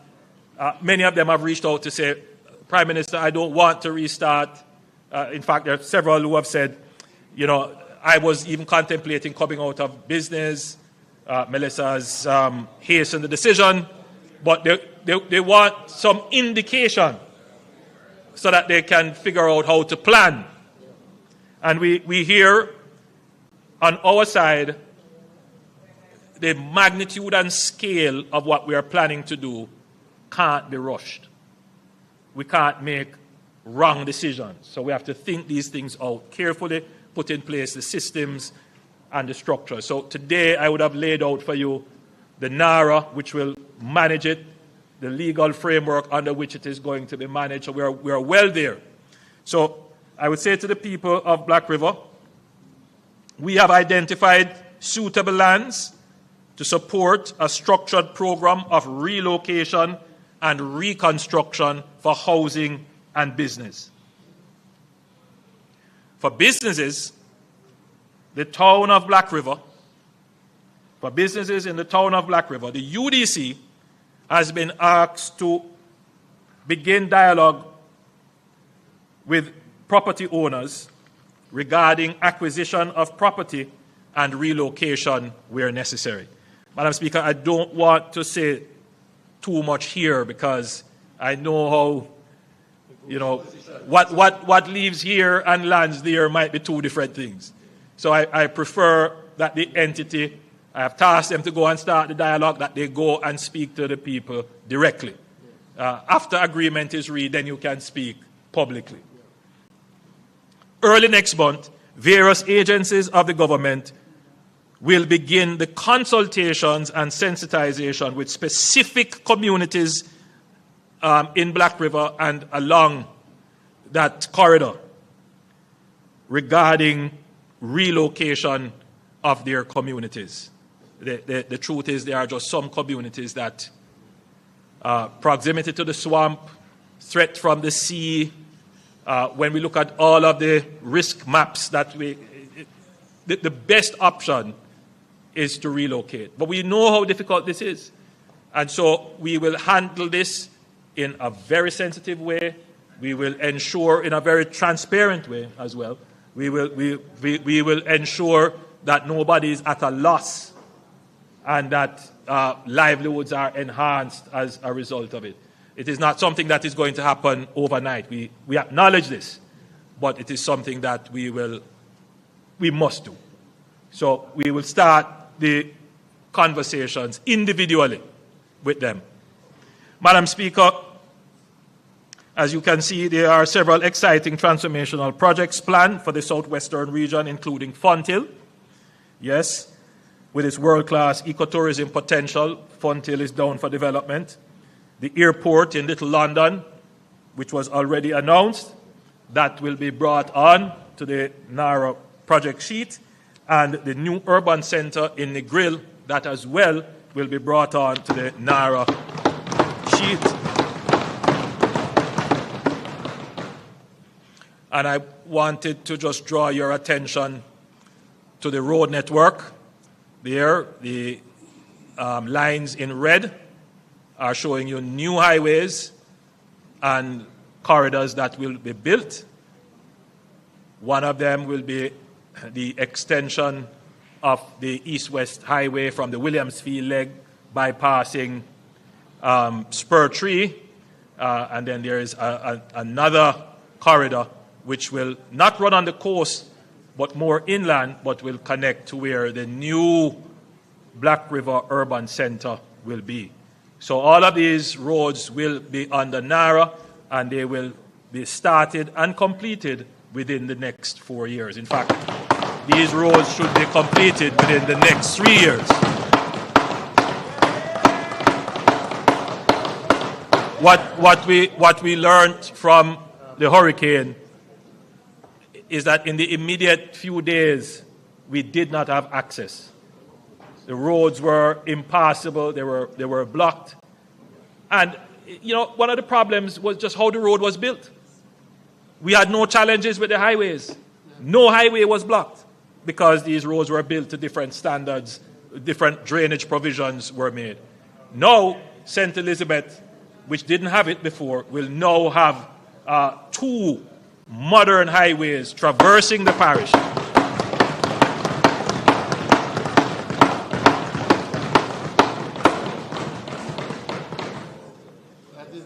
Madam Speaker, I now turn to the northwest end of the island. Relax, the man.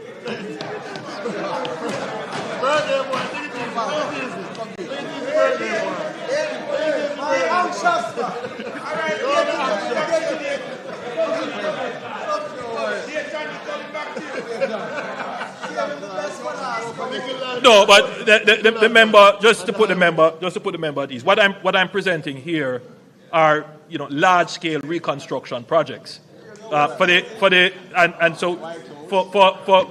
Westmoreland.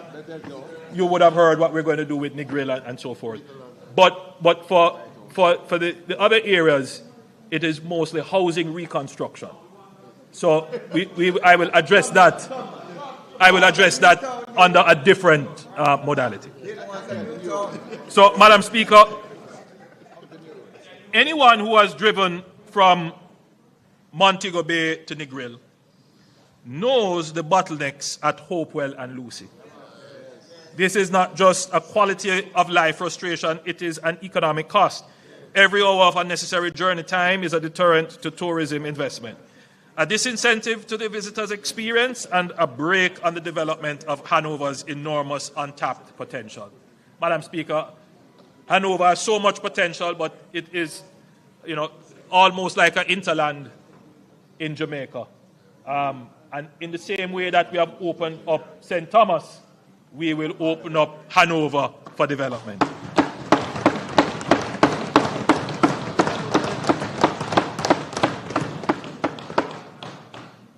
The government will advance the Hopewell and Lucy bypass, running through a connection point on the Long Hill bypass, which is already under construction. In St. James, traversing Westford with Link Road serving both Hopewell and Lucy before terminating on the westward side of Lucy. The alignment will run approximately 3 kilometers south of the existing coastal road. This will unlock the entire waterfront stretch between Montego Bay and Negril as prime resort lands.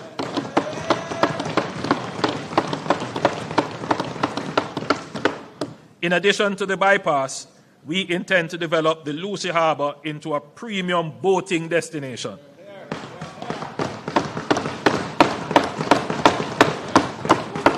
Sheltered from the prevailing winds, with deep natural water and proximity to emerging resorts on that belt between Montego Bay and Negril, Lucy Harbour has every natural attribute required to become a premium boating destination. So under NARA, this is something that we will do to create the economic incentive, but this is a perfect project for private sector. And so NARA will stimulate, facilitate, coordinate, but more than that, get it done quickly.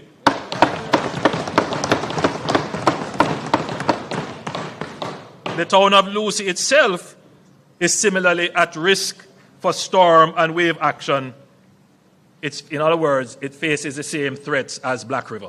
In fact, probably worse, because Lucy is actually below sea level. So I wish to indicate here that consideration is being given to the eventual construction of a new town centre for Lucy when the bypass that we have spoken about is complete. So we won't do it in this round. We can't take on too much. But let's do the bypass first, and then we do the new urban centre for Lucy.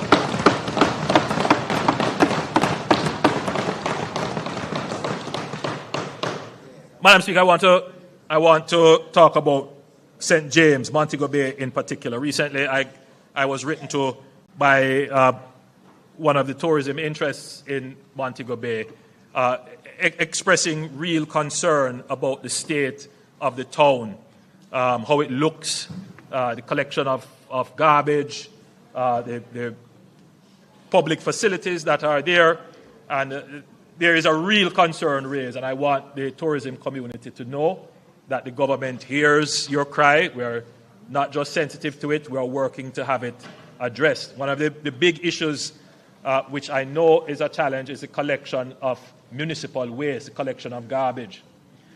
And I'm sure Minister Mackenzie will address this at some point, but you recall when we said we have over 500,000 truckloads of debris to move. We have made a dent on it, but it has been at the expense of the diversion of the limited stock of equipment that we have from the municipal operations into the debris management operations. I think very shortly we will have to bring the debris management to either a pause or an end so that we can refocus on the municipal issues. So I want to indicate to the people of St. James, yes, we hear you, and we are going to address this problem in short order.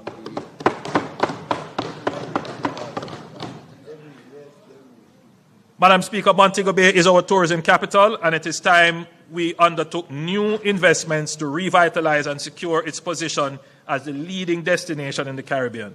Hurricane Melissa inflicted severe damage across Montego Bay, particularly in the coastal communities of Catherine Hall and West Green and Freeport.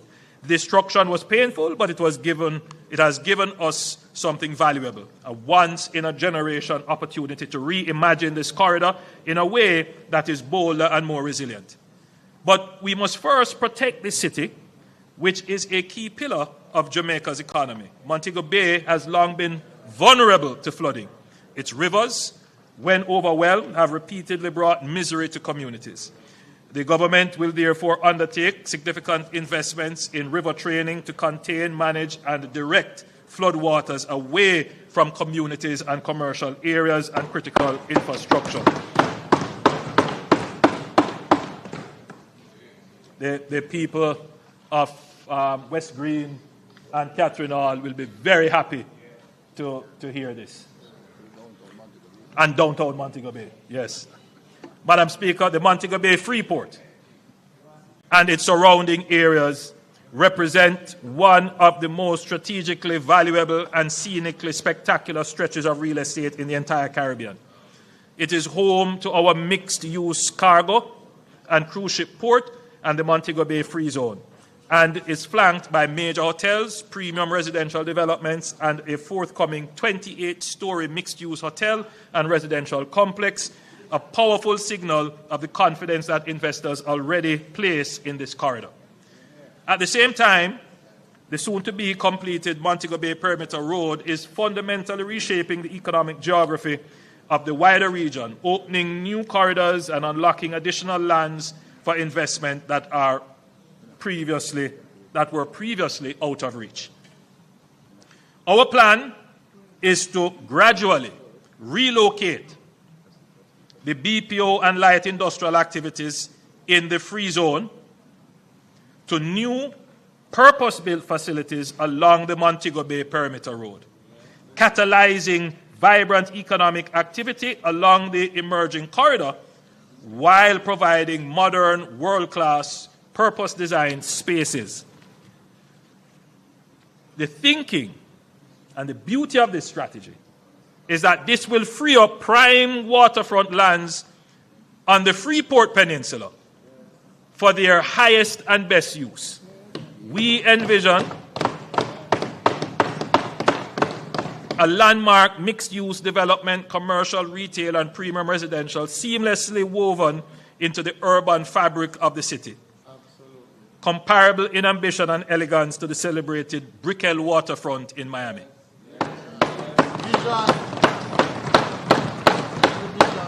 And at the heart of this vision will be a performing arts theater. It always is a puzzle to me. Every hotel has to have their own entertainment package. You know, we could invest in developing real premium entertainment if we had a proper performing arts center. You know, we could even invite Broadway to come and have plays there that the tourists could, instead of having to be stuck in the all-inclusives, they have somewhere to go. Locals can have somewhere to go.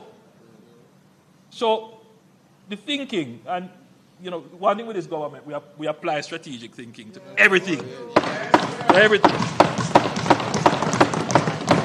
So, when the Freeport was developed along the coast, very important that it was actually coastal, so that because it's close to the port as well, because the idea was like manufacturing, you get on a ship and you go. But things have kind of changed a little bit, because most of what the work that the Free Zone is doing has nothing to do with shipping. We ship it via email. In other words, the Freeport is now doing digital services, BPOs. They don't need to occupy valuable premium port lands.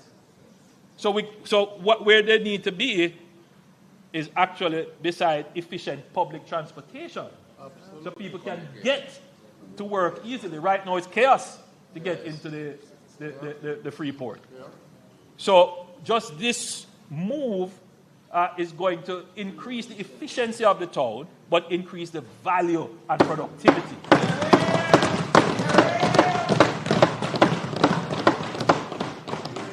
And redirect traffic from outside of the town to allow Montego Bay to be able to breathe.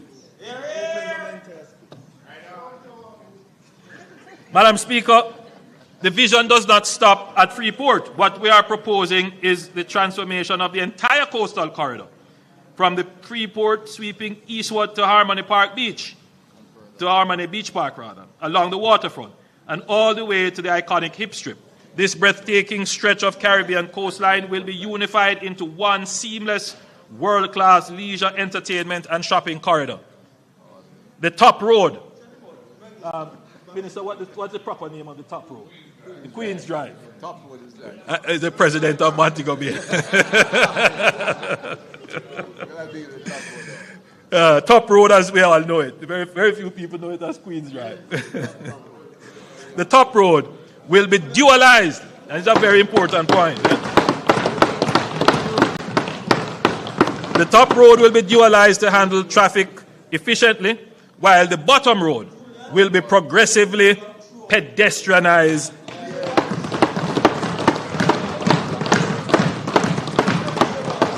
as well as the hip strip itself.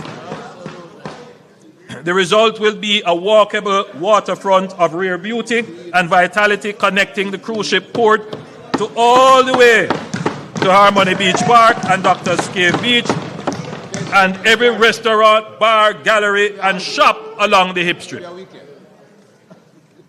It's always a disappointment, you know. We have a all-inclusive culture. We call it the all-inclusive. But really, if you think about it, it's really all-exclusive. Right? If it were truly all-inclusive, you would come to your hotel and you would be able to walk outside, you know, go on the strip, go to the market, sit down in a restaurant. You would be able to move around the city. And that's what we when we talk about transforming tourism, that's what we really have to do. Right? We have to do that. So we're going to use the opportunity of Hurricane Melissa to just deal with these matters once and for all. Nara will deal with them once and for all.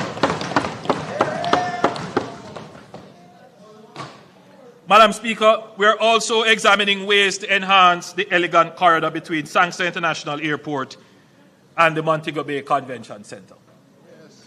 You know, it's called the elegant corridor. I must tell you, it still has some elegance to it, but it needs a refresh. Yes, it needs a refresh. So we're going to be examining ways to do that. One of the big challenges with the elegant corridor, the Minister of Tourism will tell you, and I'm saying this for the hearing of those persons who operate hotels along the corridor, is the noise pollution. Yes. You see, Madam Speaker, when the North Coast Highway was being developed, that section was technically supposed to be a boulevard. Right? So, you know, in designing cities and towns, you know, streets lead on to boulevards. So streets empty traffic onto boulevards, and boulevards carry them onto highways. But what has happened is that this road is neither a boulevard or street, or it is playing all these roles. And it is carrying heavy traffic like a highway, but people have to exit to go into the hotels or go into the business places. Worst of all, and what really sometimes I'm very distressed when I see it, the hop, skip, and jump of workers trying to move across the road to get to the hotel. It doesn't make sense. So that entire elegant corridor has to be redefined and re-engineered to deal with soundproofing by building natural sound barriers, grade separation and tunneling so that you can move across, and building, because there is enough space in several areas to also build a kind of local road that connects all the hotels. Then you go under or over and you're onto golf course or wherever, to really make the tourism product more seamless and of greater value and greater attractiveness.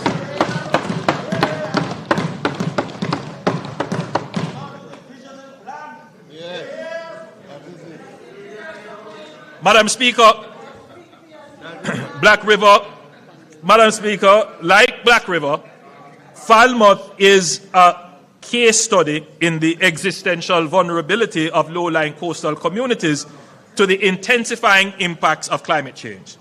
The flooding of the town, the failure of its drainage infrastructure, and the severing of its road connections during Hurricane Melissa were not random misfortunes. They were the predictable consequences of a town whose layout, institutions, and infrastructure were simply never designed for the climate realities we face today.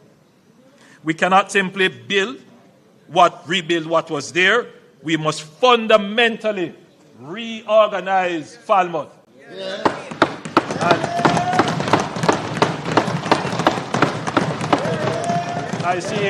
I see, Madam Speaker, a big smile on the Member of Parliament for North Trelawney. who, unlike most MPs, she actually lives in her constituency and lives in the town of Falmouth. All right, member from Southwest St. Catherine. The drag line, who else lives in their constituency? Good. Good, Rose, good. The drag line, which is the critical drainage canal running east to west through the town, provides a natural organizing boundary. It is both the town's most important piece of infrastructure, and as Melissa demonstrated, it is the most neglected. Major infrastructure works will be undertaken to clean it and progressively modernize it into a functional water feature that both protects the town and enhances the remarkable Georgian character. Again, this will be a project on an hour. But more than that, the drag line will serve as a boundary between two distinct and complementary zones of reimagined Falmouth. North of the drag line, closer to the sea, the focus will be on what the waterfront does best: tourism, heritage, recreation, and coastal protection. The magnificent Georgian historic core, the Albert George Market, the Falmouth Courthouse, the Tharp House Complex, the churches, and the Baptist Manse will all be preserved as far as possible. The cruise port and the waterfront will be enhanced and activated as world-class visitor experience. South of the drag line, we will build the resilient civic backbone that Falmouth has never had. The hospital will be relocated inland. It's a very important point, members. Madam Member of Parliament, we will be relocating the Falmouth Hospital inland. We have identified somewhere. We'll make that known as soon as we have finalized the land. And this will be away from the flood zone with direct access to the North Coast Highway so that it remains fully operational precisely when it is needed most. Madam Speaker, during the pandemic, I flew to the hospital, and again, I want to commend all the hospital workers, but I wanted to commend the Falmouth workers in particular as I visited them. Very difficult circumstances, but like everywhere else, they were there doing their service. A new urban center will be built to modern standards of climate resilience and will consolidate critical public services and give people of Trelawney the standard of public facilities they deserve. Further south, and I want Minister Grange to pay attention to this one. Further south, anchored by the Trelawney Multipurpose Stadium at Florence Hall, we will finally deliver on the promise this facility has always held. We will be developing the area into a world-class sports center for sports training, major events, and sports tourism.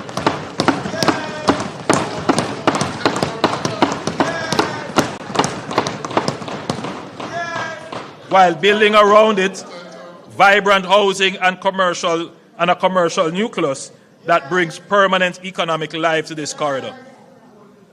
Madam Speaker, we have had several proposals come to use the Trelawney Stadium, but the government was never fully in a position because, Madam Speaker,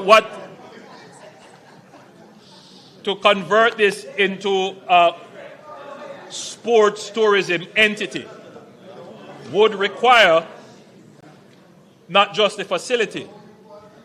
We would have to put in place infrastructure, water, proximity to working and resilient health facilities, proper housing, all the things that would be required to make such a facility work.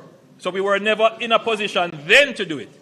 But today, Madam Speaker, we are bringing all the infrastructure. We are bringing all the infrastructure together so this can actually now become a center of economic activity in sports.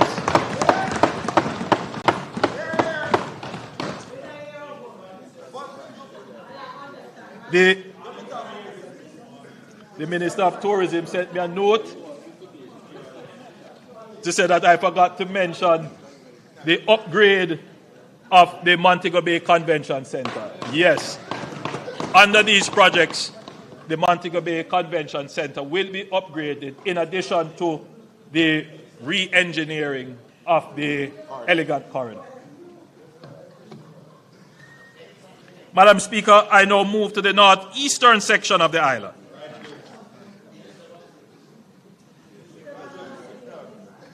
Madam Speaker, the North Coast Corridor and the Draxall and Miami Bay stretch in particular has become one of the most rapidly developing commercial zones in Jamaica. New businesses, new housing developments, new hospitality enterprises, and new entrepreneurial energy have concentrated in this corridor with remarkable momentum. The government wants to support and deepen that energy, not for it to be strangled by the congestion, but for it to be able to properly carry the traffic load of the area. On major event weekends, traffic snarl from miles from St. Anne into neighboring Trelawney. The North Coast Highway capacity has been exceeded by the very growth it helped generate. And attempting to upgrade a heavily used roadway while traffic is still flowing through it, as we learned from the South Coast Highway Improvement Project, causes disruption and dislocation that simply cannot be absorbed by communities and businesses that depend on the corridor for their livelihoods. The solution is to build the alternative first. Detailed feasibility studies are being completed for the North-South Highway Extension Project.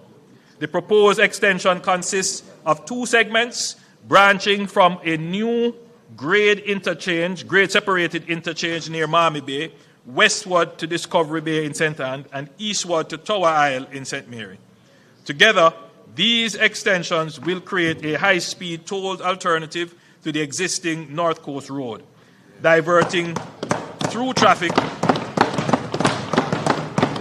away from the congested commercial corridor, reducing journey times dramatically and unlocking the tourism and investment potential of the wider North Coast and St. Mary to the western parishes. Once the North-South Highway extension is sufficiently advanced, the North Coast Highway Improvement Project will follow, upgrading the existing alignment from Montego Bay to Draxall, including the dualization of key sections where traffic volumes and safety demands require it. The Draxall corridor is not a problem to be managed. It is a success story to be expanded.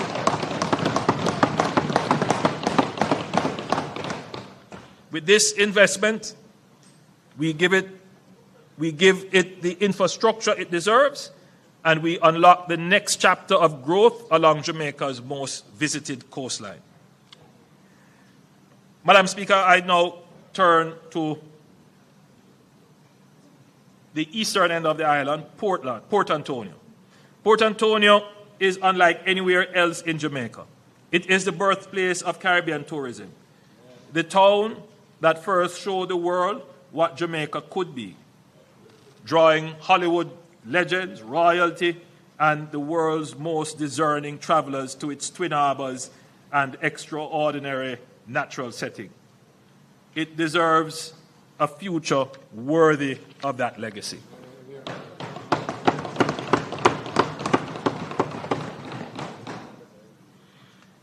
As I have reported to this Honourable House on previous occasions, the Port Authority of Jamaica, working with international consultants, town residents, elected officials, and government agencies, developed a master plan for Port Antonio built around a clear and compelling vision.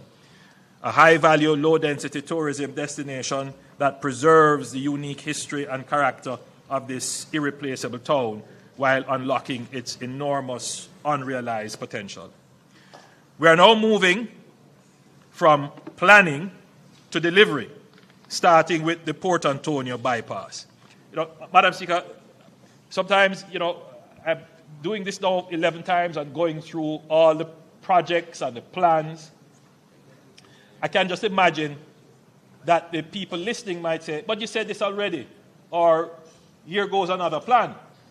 But the beautiful thing is that having seen these plans from conception to inception, it is just an amazing feeling.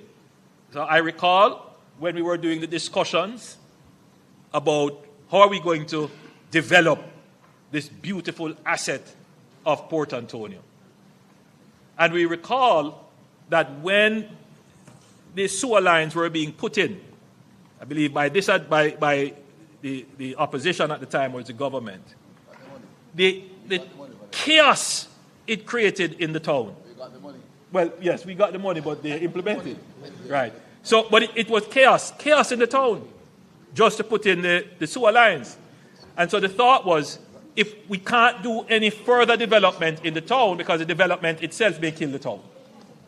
So what we have to do first is to do the bypass. We have to create an alternative so that traffic can flow whilst we do, because of the significant development. So we announced the project, and Madam Speaker,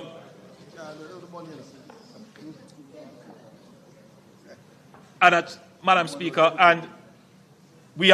I'm now pleased to say that the project man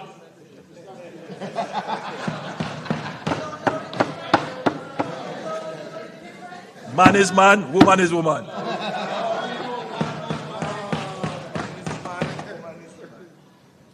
Mr. Speaker, I'm pleased to say that this project has started.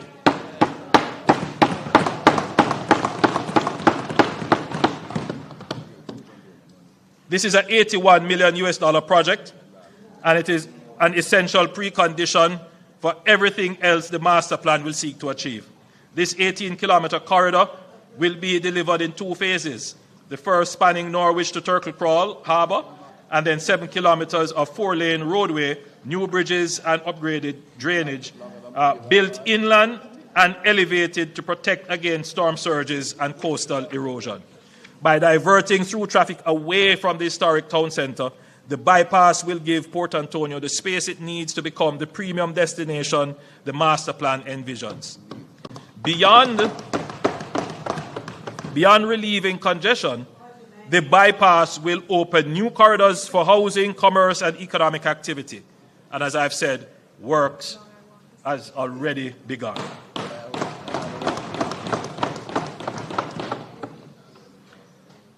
The broader master plan will deliver 4 transformational elements: a new cruise terminal in the East Harbour, paired with high-end hotels and villas on the Folly Lands, which will establish Port Antonio as a premium cruise destination unlike any other in the region, intimate, authentic, and famed by some of the most spectacular scenery in the Caribbean. The cricket grounds will be enhanced into a modern multi-purpose sports and entertainment amphitheatre, activating this underutilized asset and bringing major events to Portland for the first time. A new pedestrian promenade along the shoreline will connect the east and west harbors, transforming the waterfront into a continuous walkable space for residents and visitors alike. And a new public park will give the people of Portland a world-class recreational amenity on their doorsteps. Madam Speaker, just to be clear, these pictures that you are seeing are not just, promotional rendering. Actual architectural design work has gone into this.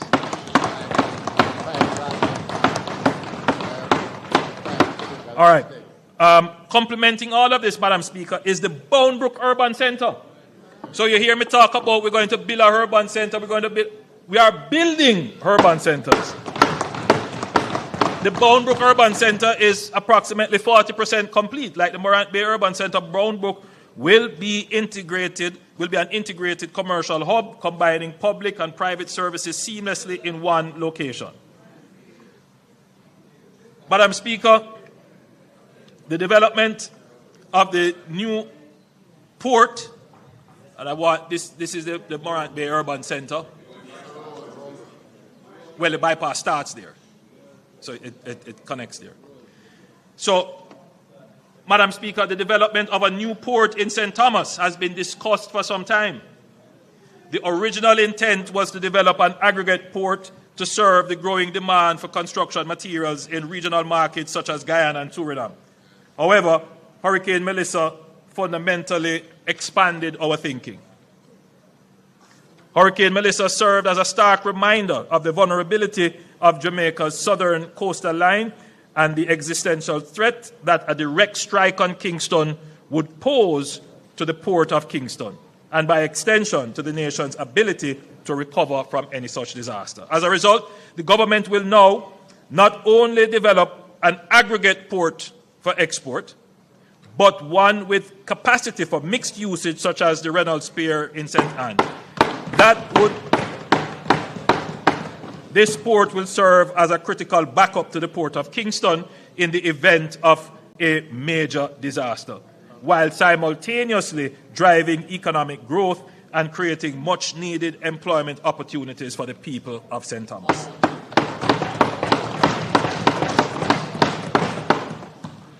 Subject to more detailed feasibility studies, the Port Authority has identified a site near Yala, St. Thomas, that benefits from adequate coastal depth and vessel berthing, proximity to established quarry operations, and road access via the newly completed highway.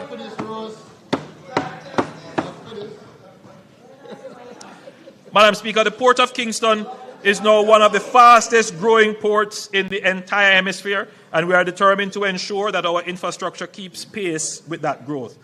We are undertaking a series of transformational projects that together will create the largest concentration of near-port logistic lands anywhere in the Caribbean.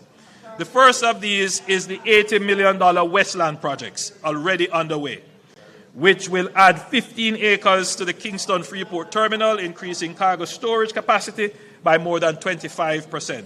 The second involves the realignment of the Marcus Garvey Drive to the northeast of Tinson Pen and the incorporation of the Tinson Pen lands into an expanded near-port corridor.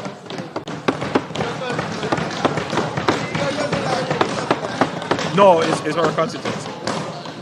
A portion of these lands is already being actively utilized for automobile logistics, a clear signal of Kingston's emergence as a regional hub in a dynamic sector and a preview of the far greater potential that lies ahead. Madam Speaker, inadequate drainage infrastructure along this corridor has resulted in disruption of operations from even moderate rainfall. The National Works Agency, in collaboration with local and international consultants, has completed comprehensive studies for a drainage system designed to efficiently convey stormwater to Hunts Bay. We will move decisively under NARA to finalize the designs and implement this solution. The truth is, Mr. Speaker, we can't expand the port without doing this drainage project. Madam Speaker, speaking of drainage, the Kingston metropolitan area is urgently in need of serious work on its most critical drainage infrastructure. That is the Sandy Gully, which is the city's main defense against flooding. This was built some, 70 years ago? Almost 60 years ago? More than 60 years ago. So, and it really has not had a major overall. And just to explain to the country how that drain works and why we need the drain. If there is a weather system that is coming off the Kingston Harbour and it is going across Kingston, it is going to meet the hills of St. Andrew.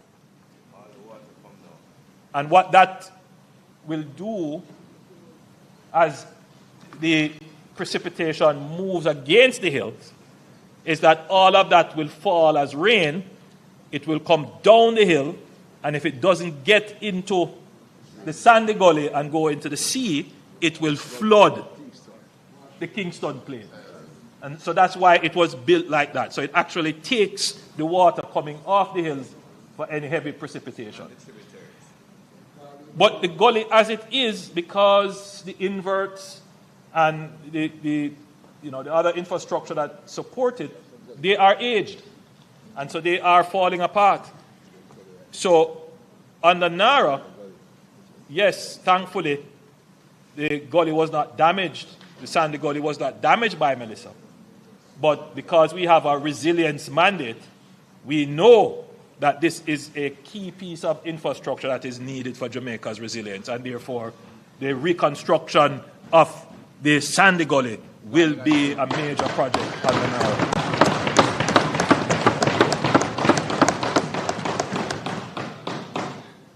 Anchoring the entire logistics ecosystem is the Caymanas Special Economic Zone, Jamaica's flagship logistics project. The Caymanas Special Economic Zone is designed to complete Jamaica's transition from a transshipment hub to a fully fledged logistics center for the region and beyond. The first phase will be developed over 4 years at a cost of $8 billion, covering 200 acres of the 700-acre property, generating hundreds of direct and indirect jobs during construction alone. Taken together, the Westland, Tinson Pen, and the Caymanas Special Economic Zone project, which has started. These three investments will assemble the largest block of near-port logistic lands in the region, placing Jamaica firmly on the pathway for fulfilling our national ambition of becoming the fourth global node in logistics alongside Singapore, Dubai, and Rotterdam. Madam Speaker, these are the exact words that were said by the former Minister of Industry and Commerce, who is now the Member of Parliament for Western St. Andrew, which shows that, and he knows, I've always, where credit is due, give credit. You don't have to originate all the ideas, right? The brain is not all in one head. And how I see myself, yes, I like to think myself as a great thinker and conceptualizer, but I prefer to be thought of as the great builder, the one who does it.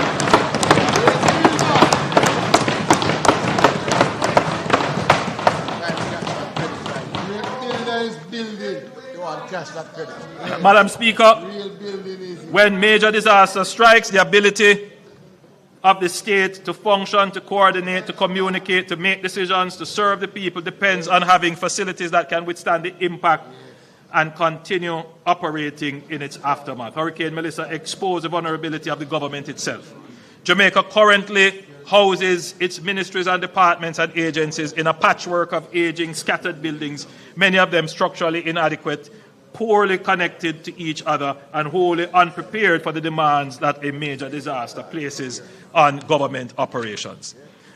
Madam Speaker, the government will advance the development of the government campus at National Hero Circle as a national priority. The vision brings together Jamaica's Houses of Parliament, key ministries and agencies into a single purpose-built campus. In the post-Melissa context, the government campus is more than a statement of national pride. It is a strategic investment in the continuity of government.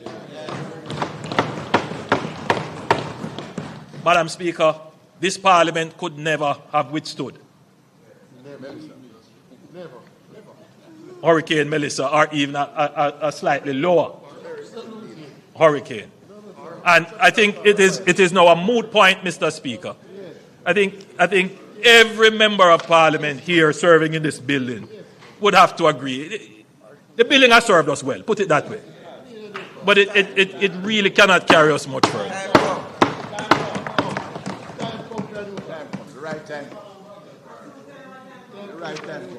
Madam Speaker,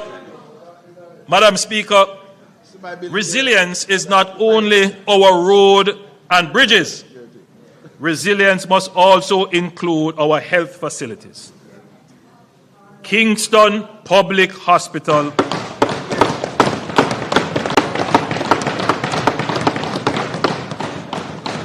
as a historic and venerated as it is, has stood for over 300 years. 300 years. It is vulnerable, and had Hurricane Melissa struck Kingston, the consequences could have been more catastrophic, potentially damaging or destroying a major national referral hospital at the very moment when the residents of the surrounding area would need it the most. That would have added a dangerous new layer of public health crisis to an already severe natural disaster. We have to take note of our vulnerabilities and address them before they manifest. It is imperative that a new Kingston Public Hospital be built to modern international standards with resilience, continuity of care and disaster preparedness at its core. I am pleased to note that the National Reconstruction and Resilience Authority will lead its construction, and Cabinet has already given approval for the acquisition of lands to facilitate the new facility.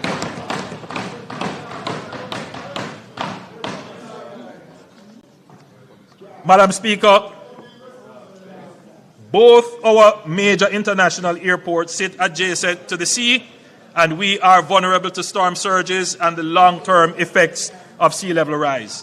When Melissa struck, the operational pressure on both facilities was immense. The question that we must answer honestly and urgently: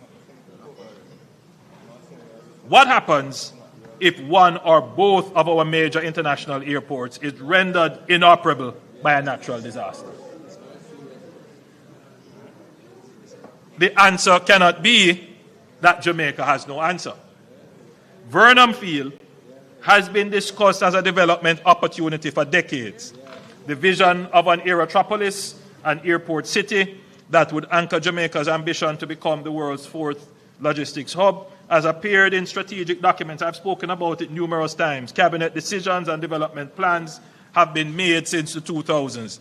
The long-term vision still remains our aspiration. Former Minister Mike Henry, I'm certain that if he is listening, would be happy to hear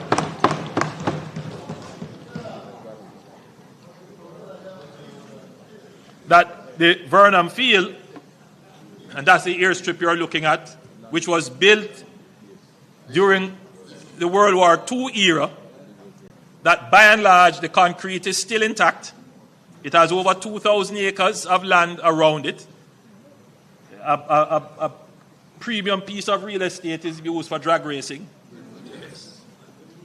when that piece of real estate should be our strategic backup, and where we make strategic investment to eventually make it into a full-blown airport.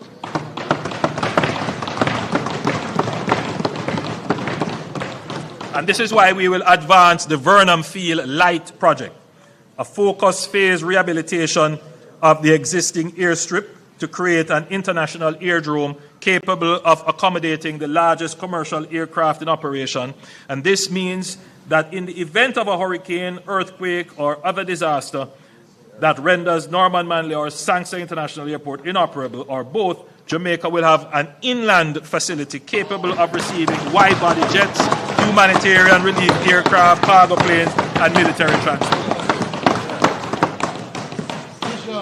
The continuity of our aviation connectivity, which is the lifeline of our ecotourism, of our tourism economy, and our import supply chain, cannot depend entirely on two coastal strips of land exposed to the sea. Beyond its resilience function, the Vernon Field Light project will deliver immediate operational value across a range of activities, for example, providing dedicated facilities for international private jets, purpose-built hangar facilities, aviation training and certification, as well as serving as the Maritime Air and Cyber Command base for the JDF.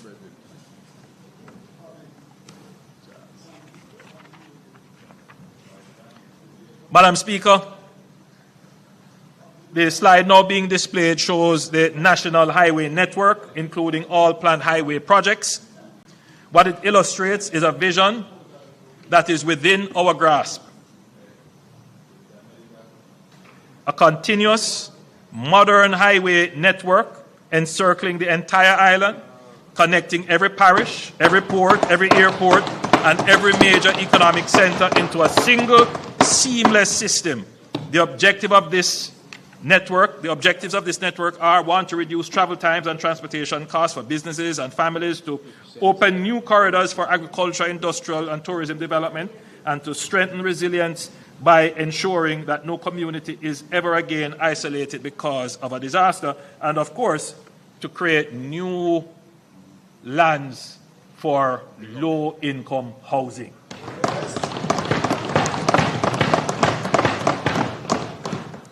Hurricane Melissa has, among other things, reinforced that infrastructure cannot continue to be planned, designed, and built in silos.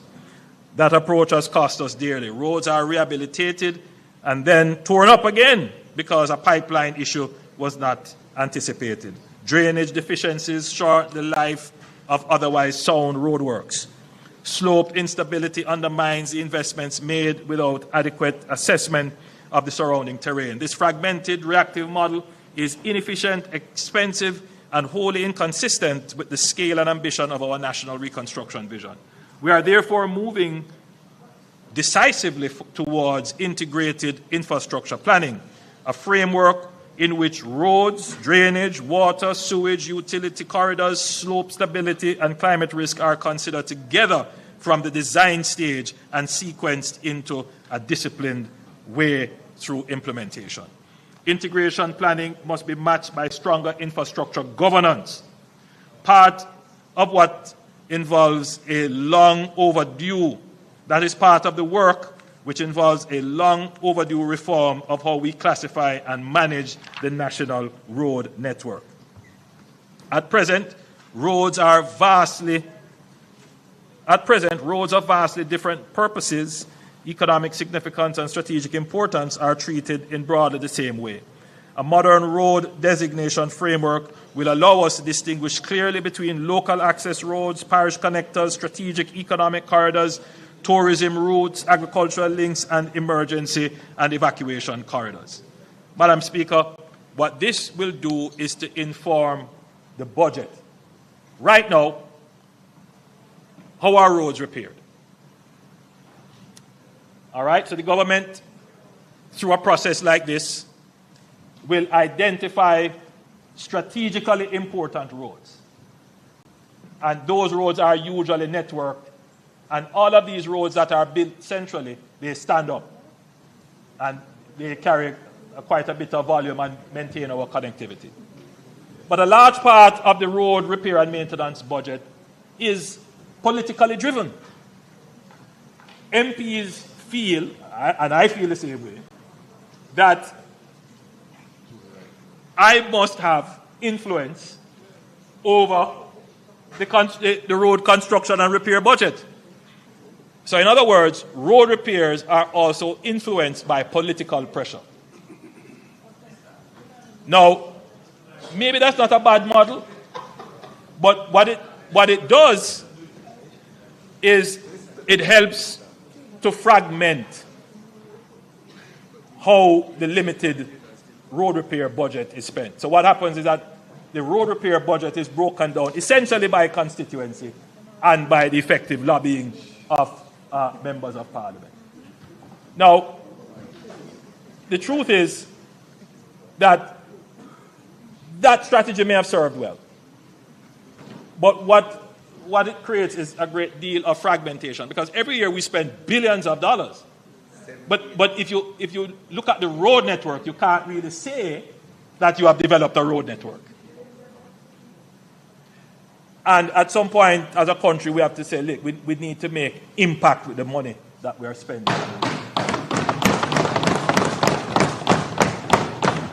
And so that is what the One Road Authority is being designed to do. I know there is concern that the One Road Authority is going to take away autonomy from parish councils. No leader of the opposition, that's not what it is being designed to do. So one of the things that we're doing is to do a proper accounting for the roads, so we know how many roads we actually have, how many miles of roads. Then we go through a process of a proper categorization of roads. Then we look at the roads in terms of their strategic value. Are they connecting roads? Do they carry critical manufacturing? Are they critical for evacuation? All kinds. So we look at these things, and then we develop a proper maintenance plan. The first phase of that proper maintenance plan is the Spark program. Already, the Spark program is supposed to do over 600 roads. You've gone about 120 roads have been done across the island. I am sure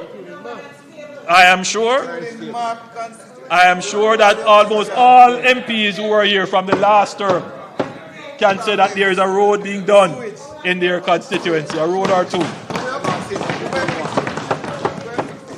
But aside from developing a kind of structured budget for the maintenance of roads, Madam Speaker, we must develop standards for how the roads are maintained. And there must be an entity that holds road users to account when they destroy the road. Madam Speaker, it is a great pain to me to drive on some of our very important urban roads, arterial roads, and you see the wanton spillage of concrete. And it's as if they do it with impunity. Well, I am putting all of those persons who are spilling concrete on our roads on notice. When the NARA is established, you will be prosecuted. The One Road Authority.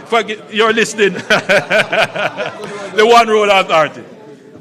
Because that entity will also have the power to prosecute. Yes. And something too. Madam Speaker, I want to turn very quickly to housing.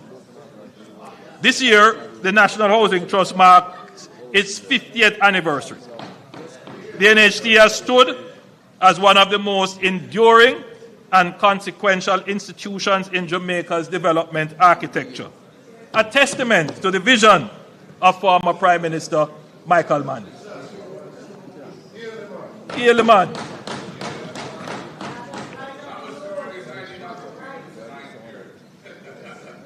As I said, he did some good things, but we should also note, because the member from St. Andrew Southwest, Southeast, saying, well, if you're going to talk about history, you must talk about it completely. You must give the full story. Right. So the full story of the NHT is that, of course, the idea to create the NHT was that of Michael Manley. But the NHT was, as you would know, no, I was there. Of course I was. No, but history is not for the people who live it, it's for the people who read it. So,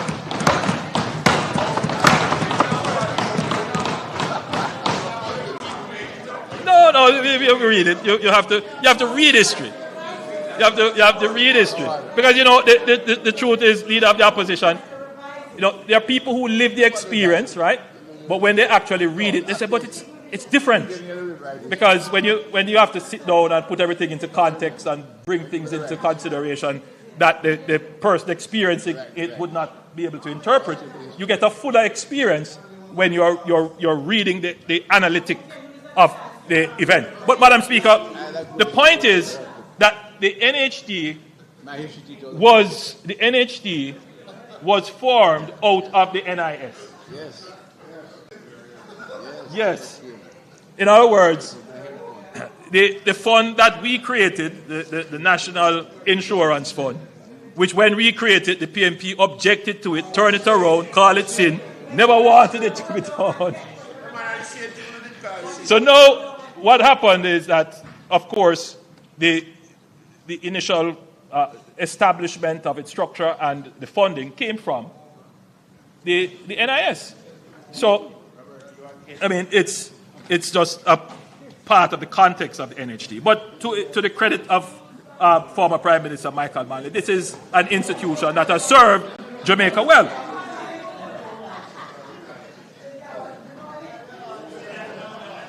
Madam Speaker, when Hurricane Melissa struck, the NHD did not wait. It moved quickly, decisively, and with compassion that the scale of the crisis demanded. Approximately 30,000 mortgages across 7 of the hardest hit parishes received an automatic 6-month mortgage moratorium, providing immediate relief for mortgagors whose homes remain uninhabitable. That moratorium has been extended. That moratorium, the NHC has extended it until the beneficiary is able to restore their home. A special disaster relief grant of up to $500,000 was made available for contributors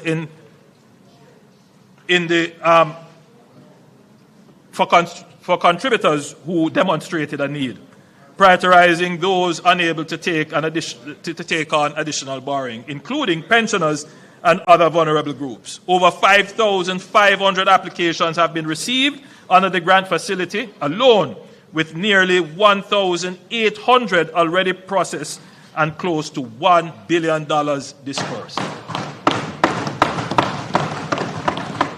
The NHT has also procured 2,500 semi-permanent housing solutions at a cost of US $19 million for families who lost their homes entirely. The first 300 units are on island and are being cleared for distribution.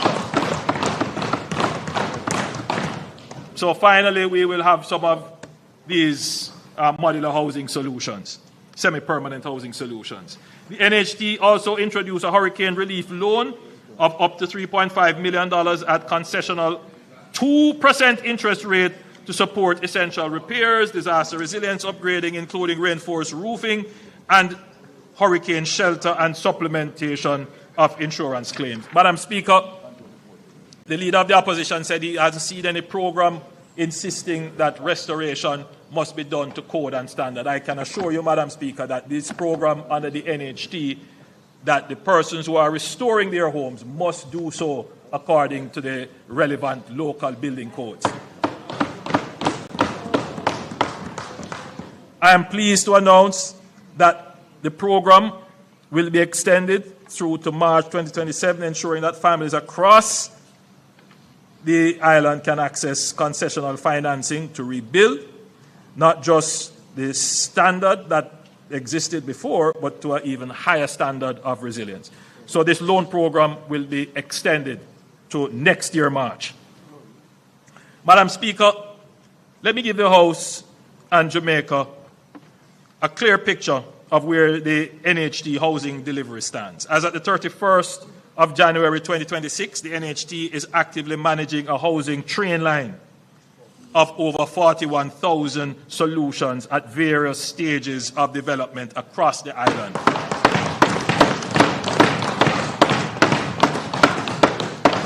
This includes approximately 10,700 units currently under construction, and you see them, those are telling you where they are all across Jamaica. Nearly 6,000 at contract award stage, and 11,500 in procurement and negotiations, and more than 11,600 in planning and design. 2 major new developments have commenced at the Longville Meadows in Clarendon and Friendship Phase 2 in St. Elizabeth, together totaling 2,800 solutions. In the coming financial year, the NHT has projected housing expenditure of approximately $50 billion, with a further subsidy of approximately $21 billion under the external financing mortgage program. This represents one of the most ambitious housing programs in the history of the NHT, covering developments in St. Catherine, Trelawney, Manchester, Clarendon, Westmoreland, St. Thomas, St. Mary, Kingston, and beyond. Madam Speaker, I need to directly address the public debate surrounding the annual transfer from the NHT to support the budget. The opposition has made much of the annual $11.4 billion transfer from the NHT. In the face of fiscal pressures created by Hurricane Melissa, the government had no realistic alternative but to extend the drawdown. Were the drawdown to be discontinued, the 11.4 billion would have to be found elsewhere, resulting in additional taxes beyond those announced. I fully acknowledge that the Jamaican workers contribute to the NHT with the expectation that those funds will be used for housing. That expectation is legitimate, and the government takes it seriously. But we have to be clear on what the real challenges are and how to solve them. First, let me give some deeper insight into the $11.4 billion. $11.4 billion is the gross amount that the NHT transfers to the government. Gross. This is net off against the statutory deductions and taxes that the NHT itself is obliged to pay to the government. Technically, therefore, the government gets approximately $7 to $7.5 billion net from the NHT. I think that is a very important contextual element of the problem. No, every year. Every year. Every year. So, because sometimes we run with the headlines, but we don't really look at the details. Absolutely. All right. Second, the NHT remains a solid, well-capitalized body that is not a fiscal risk to the government.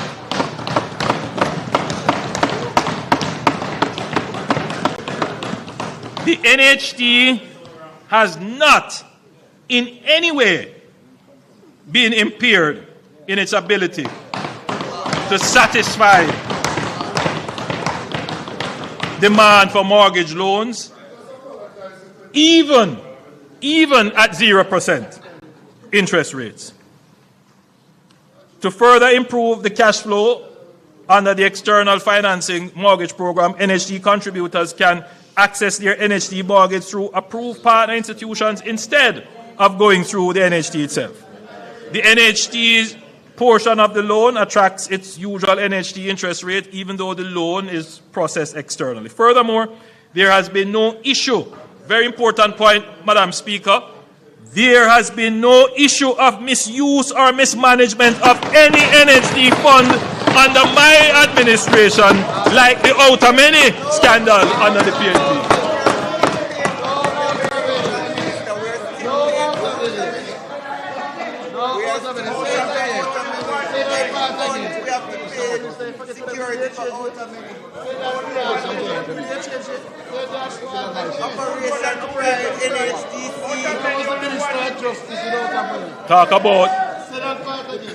Talk about corruption. Yes.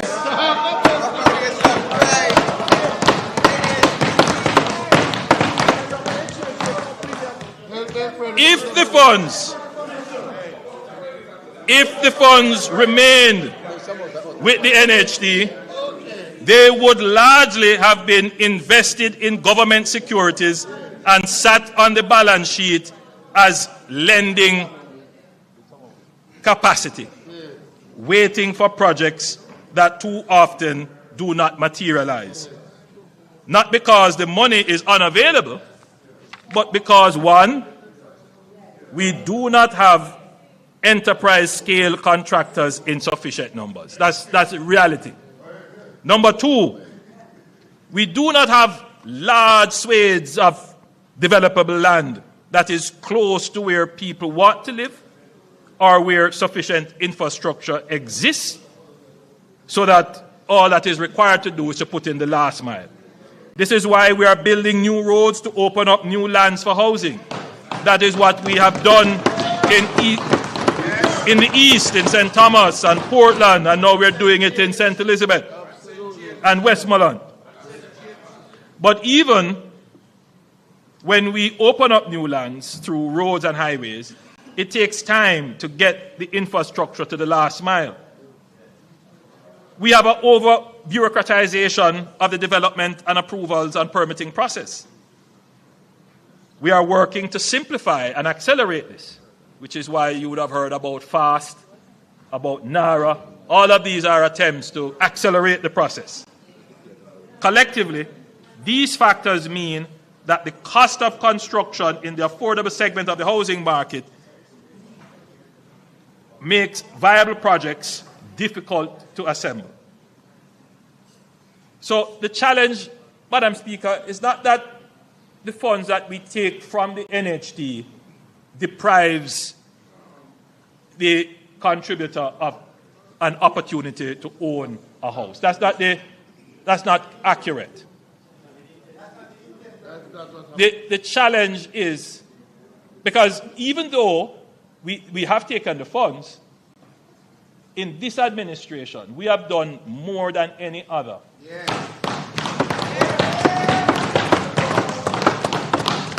To increase the size of the funds that contributors can access from the NHT. We have increased the number of persons who can co-make or co-join. But more than that, we have reduced the interest rate. Can you imagine you can get a mortgage for 0 interest rate? 0. Right? So in other words, what we have done, very high, 60% of the mortgages are 0%. No, 60% of the yes. So if you earn a certain level, you get a 0% interest rate. And 60% of mortgages pay actually 0% interest rate. So there's this notion that somehow the funds deprive. So the NHT, as I've said, offers 0% interest rates to low-income earners. But demand for mortgages is still limited because of the availability of homes in the price segment that the contributors would be able to afford.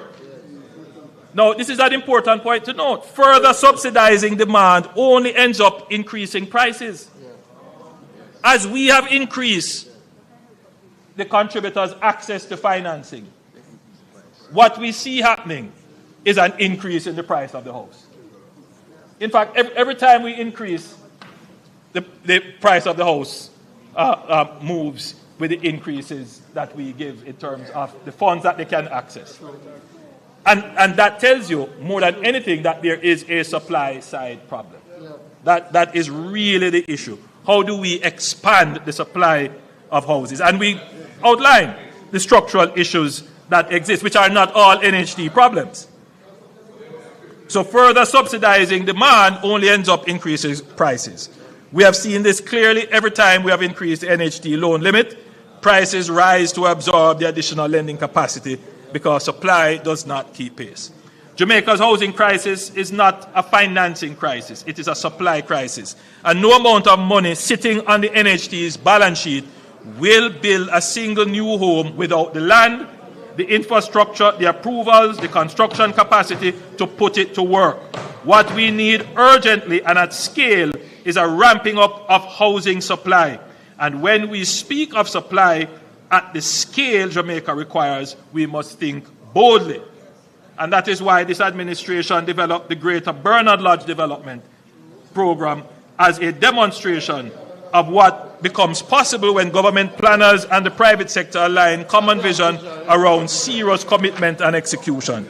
I urge members who have not yet seen what is happening in Bernard Lodge to go and take a look at Bernard Lodge and see the housing that is going there. The next major large-scale master plan development will be the Greater Innswood development. And this NHT is tasked to lead the master planning of this development.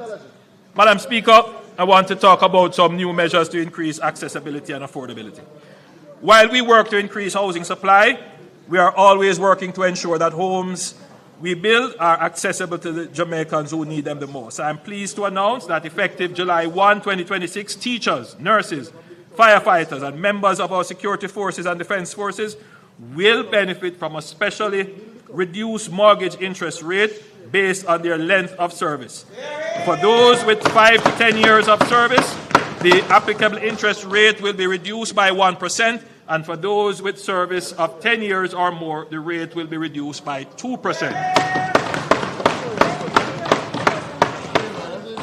For young Jamaicans under 35, the NHD will reserve a minimum of 20% of scheme units, doubling from the previous allocation of 10%, and will provide an advance of $2 million to assist with deposit requirements for open market purchases.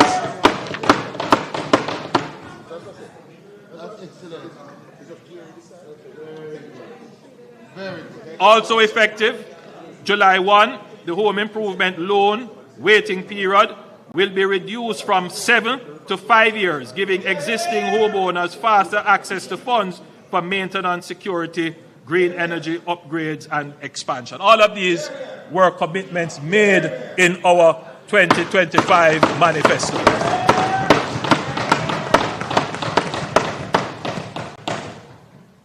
Madam Speaker, in commemoration of the 50th anniversary, the NHD will break ground on 2 new state parks.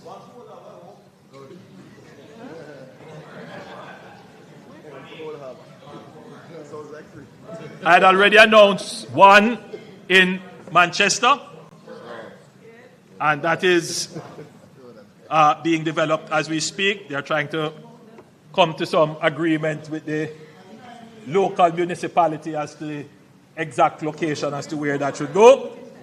And the second, Madam Speaker, is in Kingston and St. Andrew. We have to build a park in Kingston and St. Andrew. We remember Emancipation Park. But, Madam Speaker,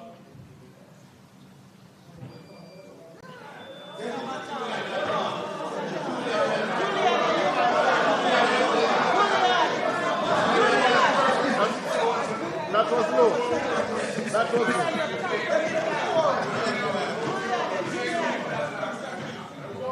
That was low. That was low. That was low, and I'm becoming a captain. That was I'm becoming a captain.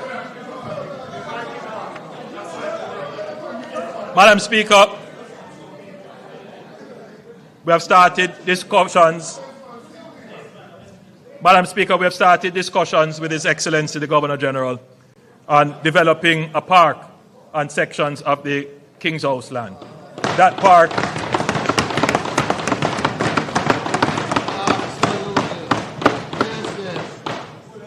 Madam Speaker, that park it will be particularly developed to deal with the needs of our seniors. A place where they can exercise and walk securely. So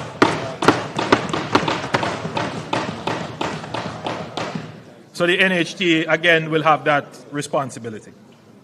Madam Speaker, any serious conversation about land use, productivity, and housing must confront one of Jamaica's most visible failure in land utilization, our blighted urban spaces. Across parts of downtown Kingston, Spanish Town, and Montego Bay, vacant lots and derelict buildings occupy land that should be among the most economically productive. These sites sit close to infrastructure, jobs, and services. The potential is to unlock them. And what we will be doing, Madam Speaker, is to give the framework for unlocking these lands. Since 1995, the Urban Renewal Tax Relief Act has attempted to incentivize investments in such areas. But the results have been limited. Just 56 projects approved in 3 decades. Last year, I indicated that we would overhaul this framework to make it fully fit for purpose, and that work, led by the UDC, with key stakeholders is now well advanced. The new framework will strengthen the core incentive by allowing developers to apply the existing tax credit against up to 100% of income tax liability rather than the current 50%. Madam Speaker, this is a major change.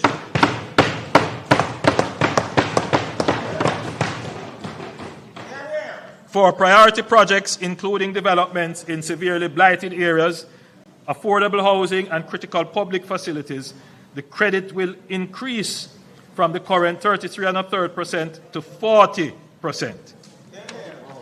Unused tax credit will also become fully transferable, allowing them to move with the property when it is sold, a change that removes a major barrier to investment and supports the development and reinvestment model.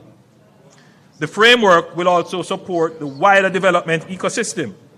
Financing for approved projects will receive tax-exempt interest income for up to 8 years. Commercial tenants will be able to deduct 200% of rent, and first purchasers of homes in approved developments will receive a property tax exemption in their first year. So we are looking at a whole suite of incentives to attract investment into urban blighted communities. To address one of the most persistent obstacles, slow approvals, all permits, development approvals, and tax authorizations will be processed through a single digital portal managed by the UDC, dramatically reducing the processing time.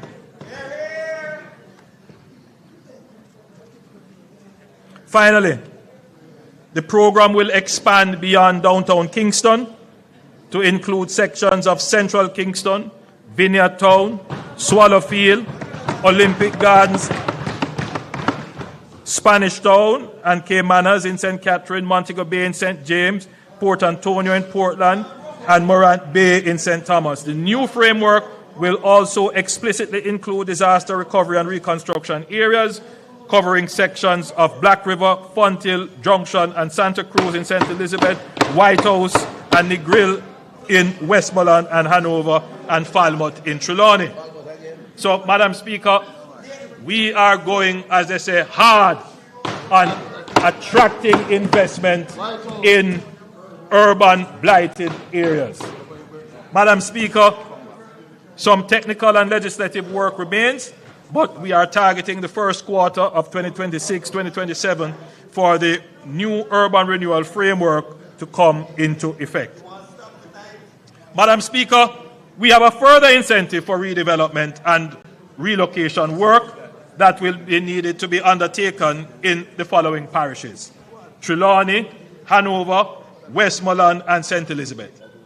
For the next 2 years, transfer tax on properties in these parishes, Trelawney, Hanover, Westmoreland, and St. Elizabeth, will be reduced by 50%.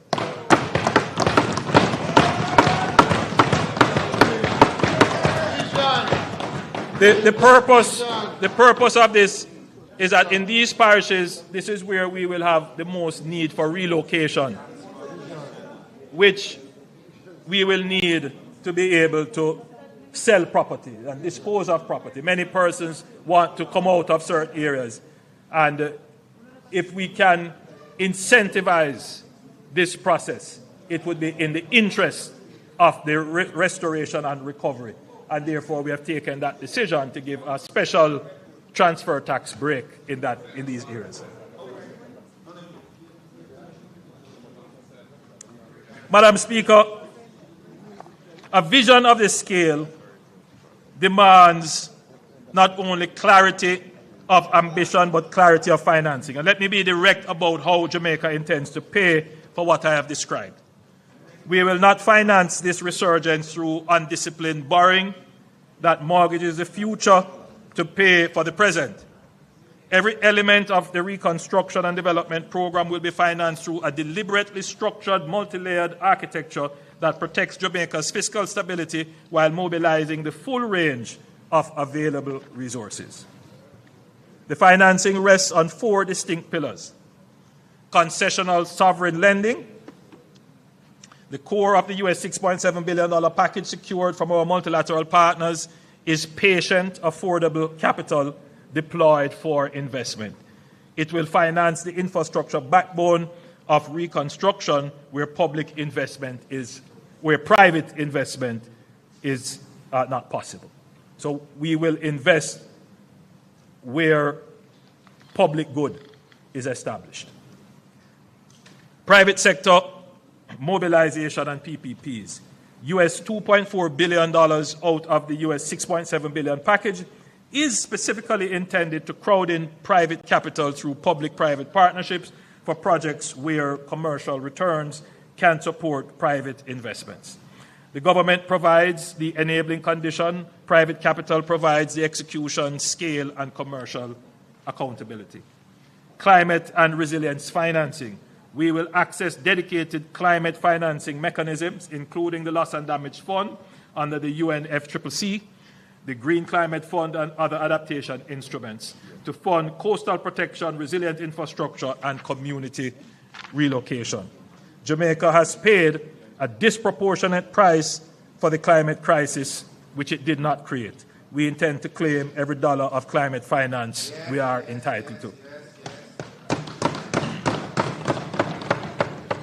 And 4, domestic long-term capital. We will mobilize Jamaica's own savings from pension funds and insurance companies. And this is what the recent reforms announced by the Minister of Finance are designed to do. We didn't just announce them in a vacuum. The recent changes in how pension funds and other long-term investment instruments can access and deploy their capital.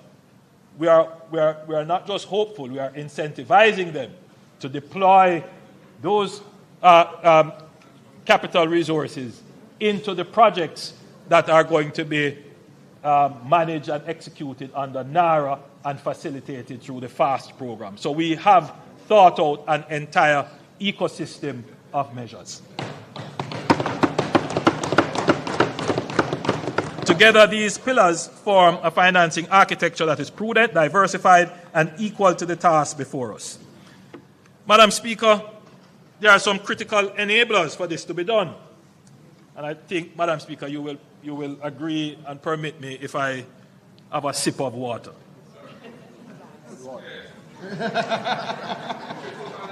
By the way, how much was this one? How much was this one? This is all at $16. This is less than $100. This is $44. This one is $44.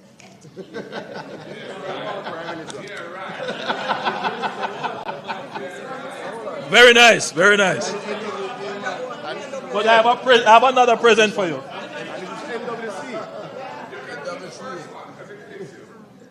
Send this over. Give it another one. We have one for you. This is NWC water. NWC water. With the cost of the bottle, it is $16. So this is about $20, right? Of course. That was I brought it here. Now, when I heard.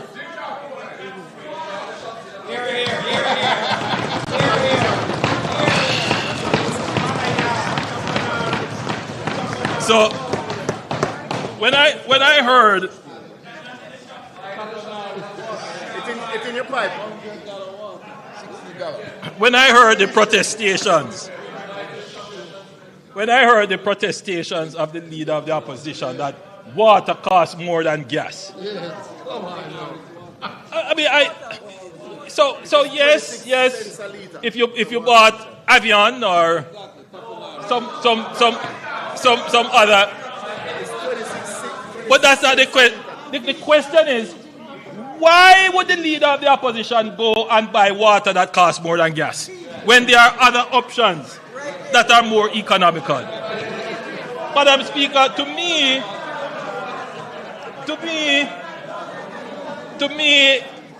it tells me that I wouldn't trust him with managing my economy.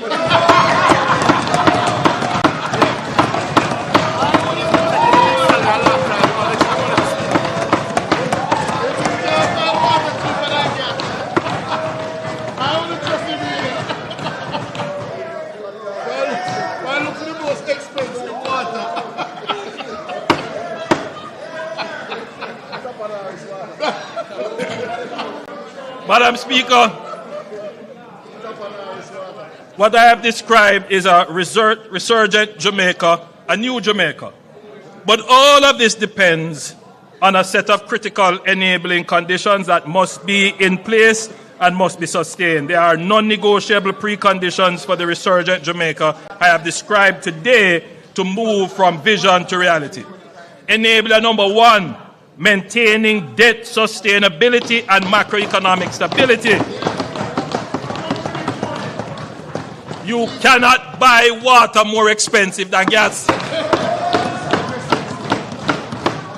Madam Speaker, the first critical enabler is our ability to manage Jamaica's financing with the same discipline and intelligence that we have exhibited over the last decade. Within weeks of Melissa's landfall, the World Bank's rapid assessment estimated physical damage of $8.8 billion. When the full damage and loss assessment led by the Planning Institute of Jamaica was completed in March, capturing not just physical destruction, but direct and indirect economic losses, the figure emerged a huge, staggering $12.2 billion. That is 56.7% of Jamaica's GDP in 2024. Let us put that in full perspective. This is more than 4 times the losses from Hurricane Gilbert, which held for decades the grim distinction of being the most costly hurricane in our history. It is also larger than the FinSAC bailout, which cost the country 42% of GDP. The difference, of course, is that FinSAC was not an external shock, it was a PNP-created shock. It was a purely domestic homegrown crisis caused by poor policy choices of the PNP administration of the 1990s. It took us 30 years to get back the debt to GDP down to the same level as it was at FinSAC. 30 years. And this is the administration that brought it down.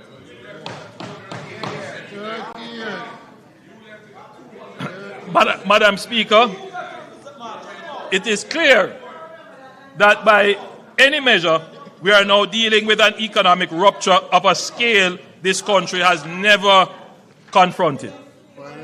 The fiscal consequences strike from both directions at once. Tax revenues falling as economic activity contracts, while the demands on public expenditure surge for relief, for recovery, for restoration of public infrastructure. The central question is, how do we finance the deficit? The opposition has made some suggestions. The first is the introduction of electronic invoicing. This is something that has already been contemplated, but to get it to implementation, you have to first of all build out the digital infrastructure. Madam Speaker, it is a good recommendation. We're not naysaying it. That we were already contemplating it is neither here nor there. What I'm happy about is that it is the opposition that has brought it up. Because one of the reasons why we are very cautious in advancing it is that we know that once you put this out, even though you will hear people up front say, oh, this is a good move, you know that there are going to be issues raised about data security and privacy, issues to do with the digital infrastructure to carry it, because it is a very extensive system. So before you can even move such a system, you have to put in place something called public key infrastructure. you have to have they talk about today's world, you require data centers. You will need some very serious data centers, not just cloud data storage, but you have to have local data storage here. So there is a lot of work already being done to put us in a position to layer on this whole business of electronic invoicing. I'm therefore happy that we can say that there is consensus across the aisle that this is something that we must do. The Data Protection Act is already in place. All the work that we have done through NIDS and creating the ICT Authority, all of those come together to form what is necessary to build the system for electronic invoicing.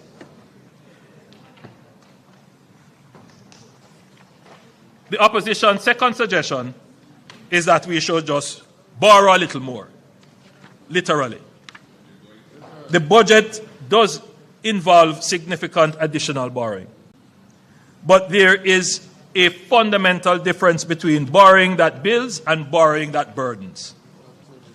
The government is committed to ensuring that every dollar of additional debt is deployed as capital investment in infrastructure that increases our productivity, in systems that strengthen our resilience, in projects that grow the economy and generate the future earnings from which the debt can be repaid. Madam Speaker, the opposition spokesman also said that introducing new taxes at this time of economic downturn is pro-cyclical. That is, it tightens fiscal policy precisely when the economy needs room to breathe. That argument would have some validity if the government were using these tax measures to run a surplus, to extract more from the economy than we are putting back in. But that is not what is happening. Even with these additional tax revenues, we are projecting a fiscal deficit. This is why we have suspended the fiscal rules. This year, the government is planning to spend significantly more than it is collecting. So technically, Madam Speaker, we are putting more money into the economy. And when a government runs a deficit, it is by definition, or should be provide, depending on what it does with the funds, provide a net stimulus to the economy. It is injecting more into the circular flow of economic activity than it is withdrawing. That is not a pro-cyclical policy, it is counter-cyclical. Madam Speaker, I ask this House to pause and consider a sobering question. Where would Jamaica be today if we had listened to those who, during COVID, urged us to deplete our reserves, abandon our fiscal anchors, and spend without restraint? Where would we be standing now? Not only in the aftermath of the largest disaster in our nation's history, but also facing a fresh wave of global uncertainty driven by rising energy prices, supply chain disruption, and the conflict in the Middle East. Just imagine if we had arrived at this moment with empty buffers, exhausted credibility, and a debt burden already spiraling out of control. We would have had nothing left to give, no capacity to lend $150 million US to the JPS, no space to provide $10 billion in grants through the ROOFs program, no credibility to mobilize US $6.7 billion from our development partners. The light would still be off, there would be no water, and Jamaica would be at the mercy of circumstances rather than in control of them. Madam Speaker, the public sector wage bill now poses a fiscal risk. Over the past 3 fiscal years, this government has undertaken a comprehensive restructuring of public sector wages and salaries. This reform was necessary and long overdue.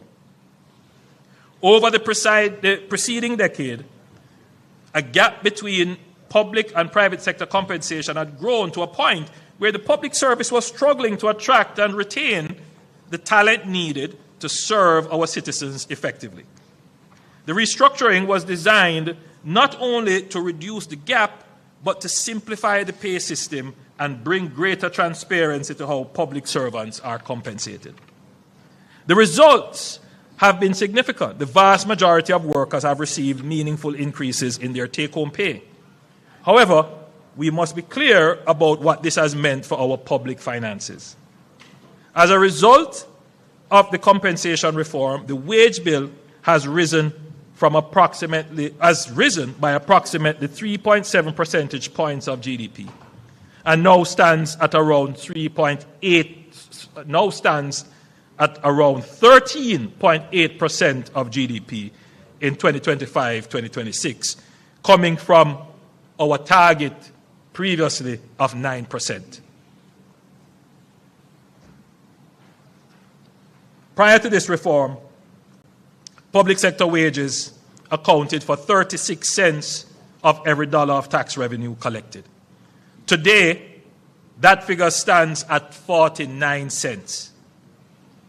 That is a profound shift in the structure of public expenditure, and it demands that we must be careful in how we press for further increases. Madam Speaker, this present juncture in our history requires a different approach to wage negotiations. The government, through consistent inflation targeting, has ensured price stability in the market. Inflation can no longer be the sole driving force for wage demands. Further increases must now be linked to productivity and GDP growth. Increases that are disconnected from productivity gains and GDP growth will not result in higher standard of living and higher wages. They will result in inflation, which erodes the very purchasing power those increases were meant to protect. I recognize that this represents a profound and maybe even controversial paradigm shift. If we are to preserve the macroeconomic stability that we have worked so hard collectively to build, and having demonstrated as a government that Labour will get its fair share as conditions allows, unions and the government must work together in reaching reasonable settlements. Madam Speaker, macroeconomic stability has anchored us through every storm, and the government will keep Jamaica firmly anchored. Madam Speaker, the other critical enabling factor is managing crime and violence. The number of murders recorded in Jamaica declined from 1,147 in 2024 to 673 in 2025, a 43% reduction in a single year. The first time in 31 years that Jamaica's murder toll has fallen below 700. And the momentum has not stopped. Between January 1 and March 14, murders have declined by a further 29.4% compared to the same period last year.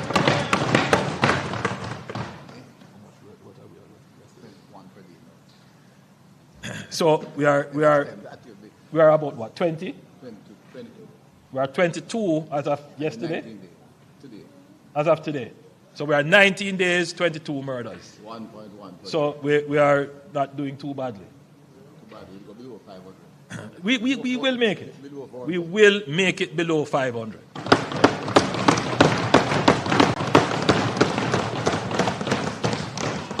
This is clear evidence that sustained intelligence-led security operations and deliberate legislative and institutional strengthening are transforming our national security landscape.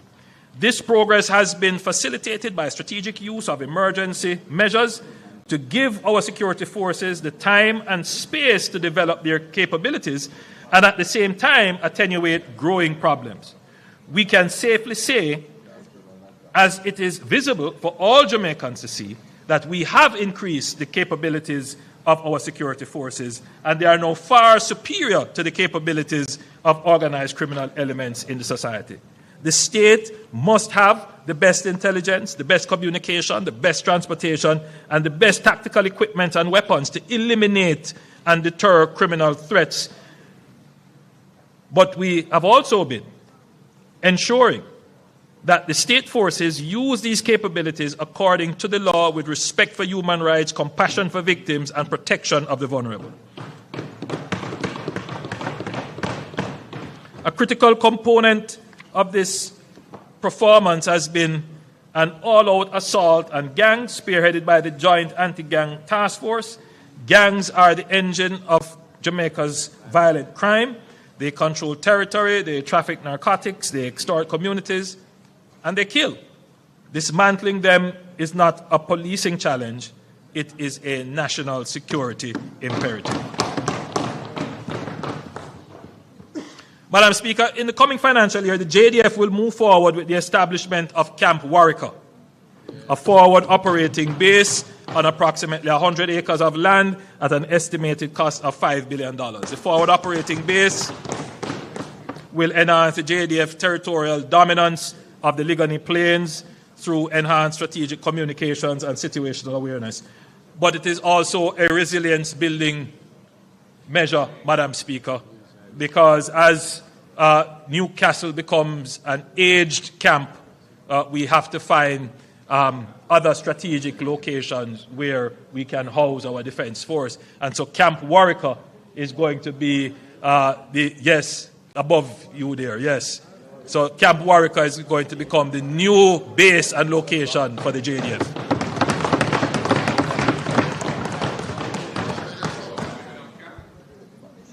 Overtime.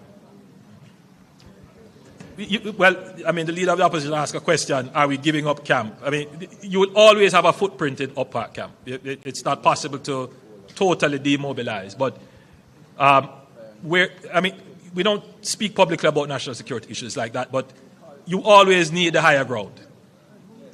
You always need the higher ground. Madam Speaker, this budget deepens Jamaica's strategic transition from reactive crisis management to persistent readiness, from crime suppression to sustained reduction, and from fragmented border oversight to coherent domain awareness. It supports investments in layered surveillance, expanded radar coverage, UAV, unmanned aerial vehicle capacity, and persistent maritime domain awareness to ensure Jamaica never has to choose between disaster response and border security. Madam Speaker, gang-driven violence is only one dimension of the challenge. There is also the social violence that pervades daily life, domestic violence, child abuse, violence in schools and institutions. These are deeply embedded in our social fabric and will not be resolved by security operations alone. It is precisely this broader understanding that led this government to rename the Ministry of National Security as the Ministry of National Security and Peace, a deliberate signal that our mandate extends beyond crime suppression to active, sustained cultivation of peace in communities. Madam Speaker, the Leader of the Opposition in his presentation pointed to the breakdown of the moral fiber of the society. This is something I have also spoken to on numerous occasions. It is something that the government must address. Civil society must address. It is becoming a real threat to our civilization. The level of incivility, crassness, bad behavior, dysregulation, it is troubling. And it is not just a social issue, it is an economic issue. Because, if you have behavioral problems in schools, you will have behavioral problems in the workplace. And therefore, Madam Speaker, it is a problem that must be addressed. And so at some point, myself and the Leader of the Opposition will sit down to see how best there can be a joint approach to treating with this problem.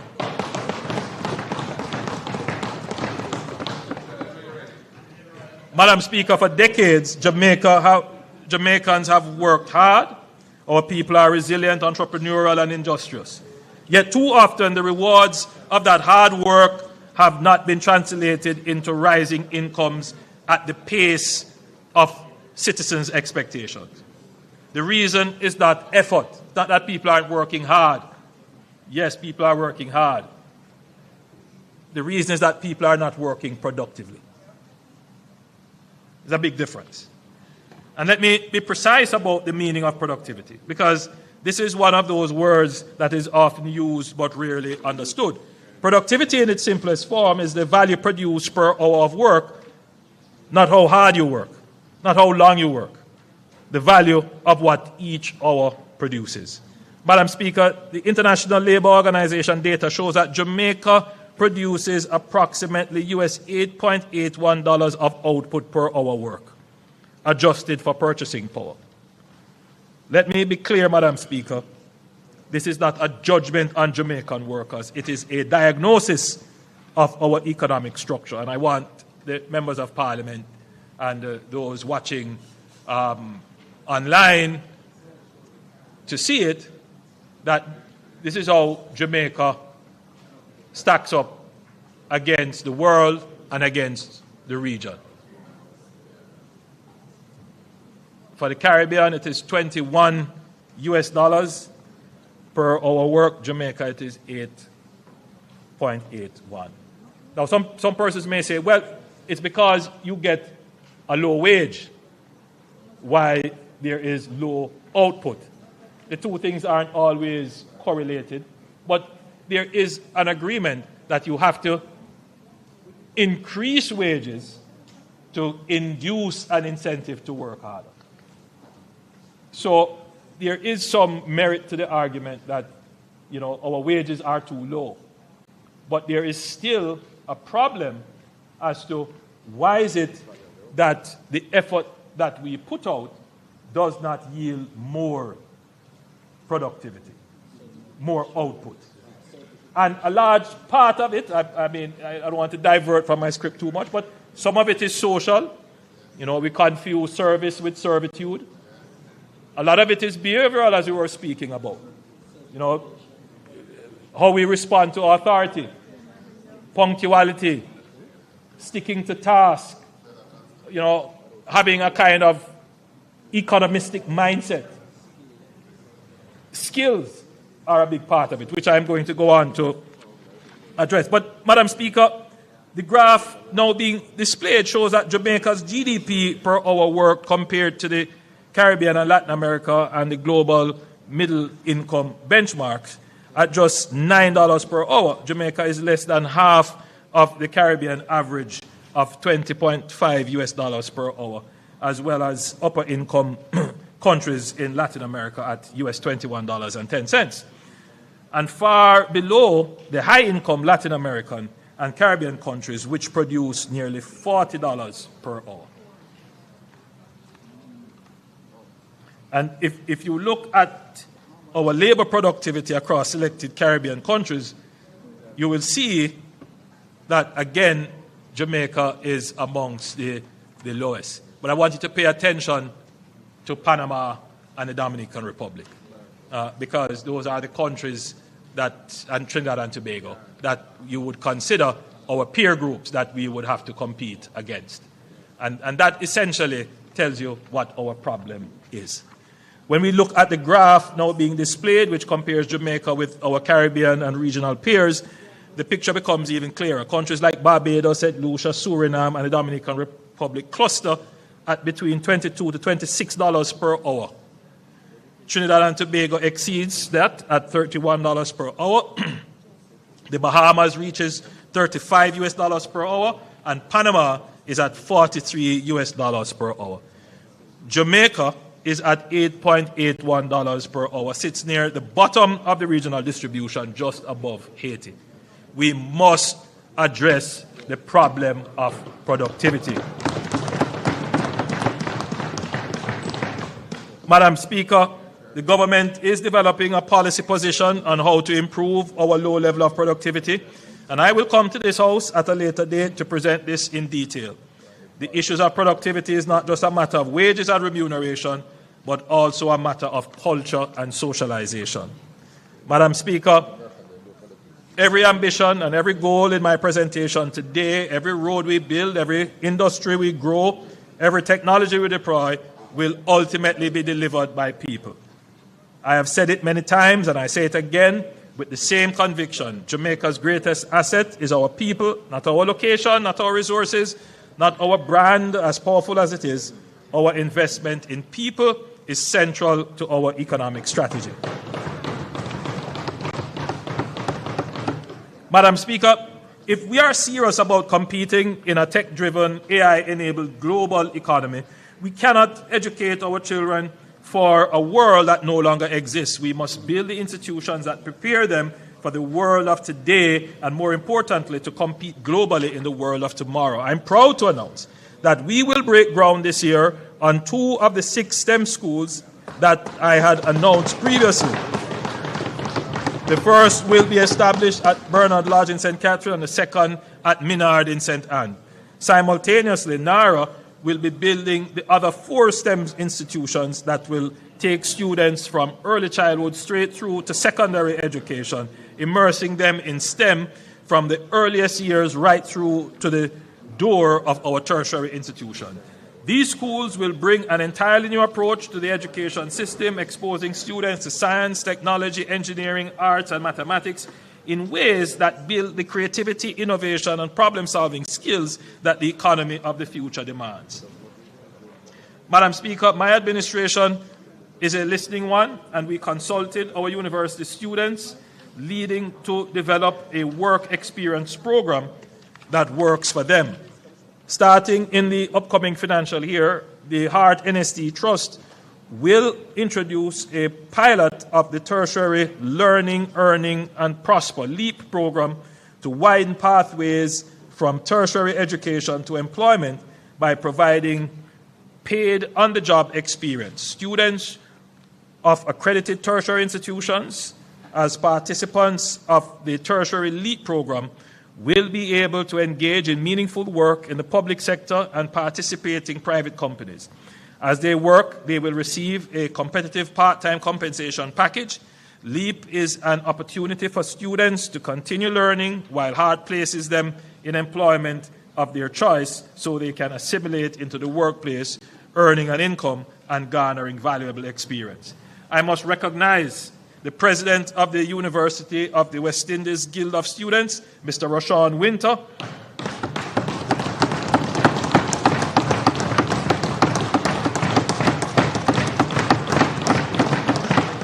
and the President of the University of Technology Students Union, Mr. Percival Roberts,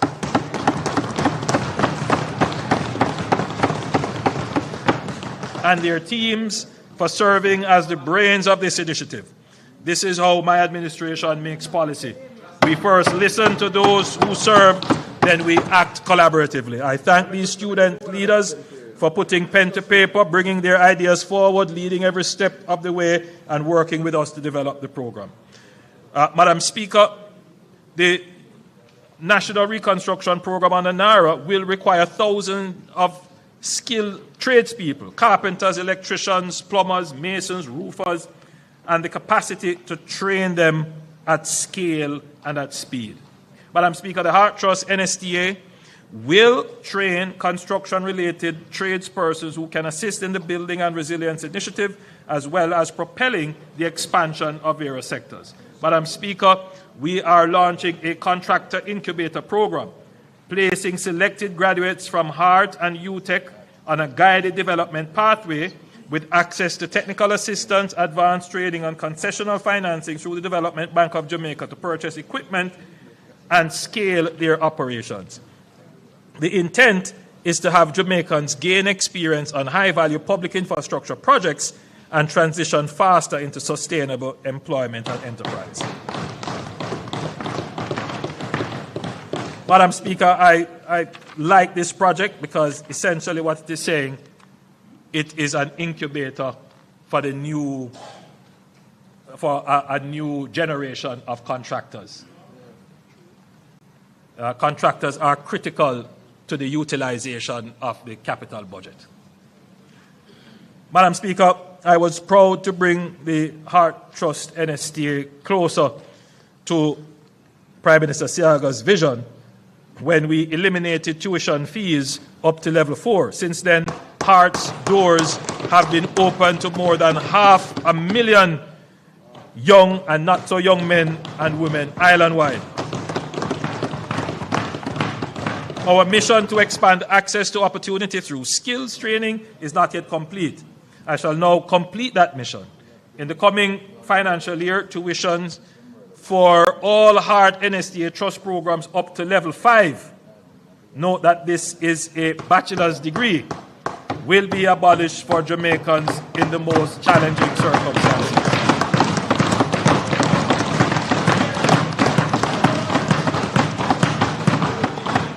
Heart will become free from level 1 to 5 for those who need it most, because my administration understands how important it is to continuously improve access to skills training and give every Jamaican a clear pathway to prosperity.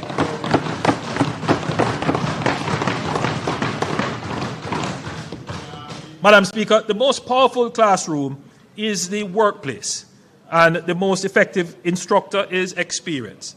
The apprenticeship model, learning by doing, earning while training, developing under the guidance of industry professionals, is one of the most proven pathways to skill development. Last year, I announced the CARE program, where each member of parliament could nominate young men and women who were not engaged in work, the proverbial youth on the corner. Through CARE, this administration provided training pathways while providing stipend and transportation support. Madam Speaker, a CARE graduate from the Gregory Park area is here with us today.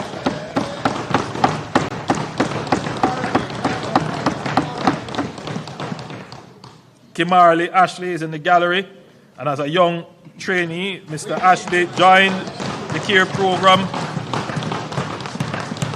and was assigned to Collidilly Trading through the CARE program. He completed his level 2 certification in business administration with stipend support and transportation support. He gained valuable knowledge, employment skills, and real-world experience that has helped in his next steps. Mr. Ashby is now a full-time employee at Collidilly Trading. The recovery and reconstruction effort is not only rebuilding homes, it is rebuilding futures. Yes. Janie Freighter from Barton District in St. Elizabeth is with us today. He is one of the young Jamaicans participating in the Bridge program, building resilience and inspiring development through guided experience, learning modern construction techniques on the job, working alongside JDF teams and international engineering partners in our western parishes. His story is the story of what this program can do, turning work of recovery into the foundation of a career. Madam Speaker, this new on-the-job training approach to skills training has demonstrated results, and we are now mainstreaming these lessons in our Heart programs, especially in construction, manufacturing, and logistics through partnerships with the IDB. Madam Speaker, I'm particularly happy about this because we have asked the JDF and Heart to partner together to ensure that while we are restoring the roofs, that we are training the young men and women, because we are going to need them during the reconstruction. This is what resurgence looks like in human terms. Jamaicans skilled, employed, earning, building. Jamaicans who no longer have to look beyond our shores to find a future worthy of their talent. Madam Speaker, I want to speak briefly about beach access.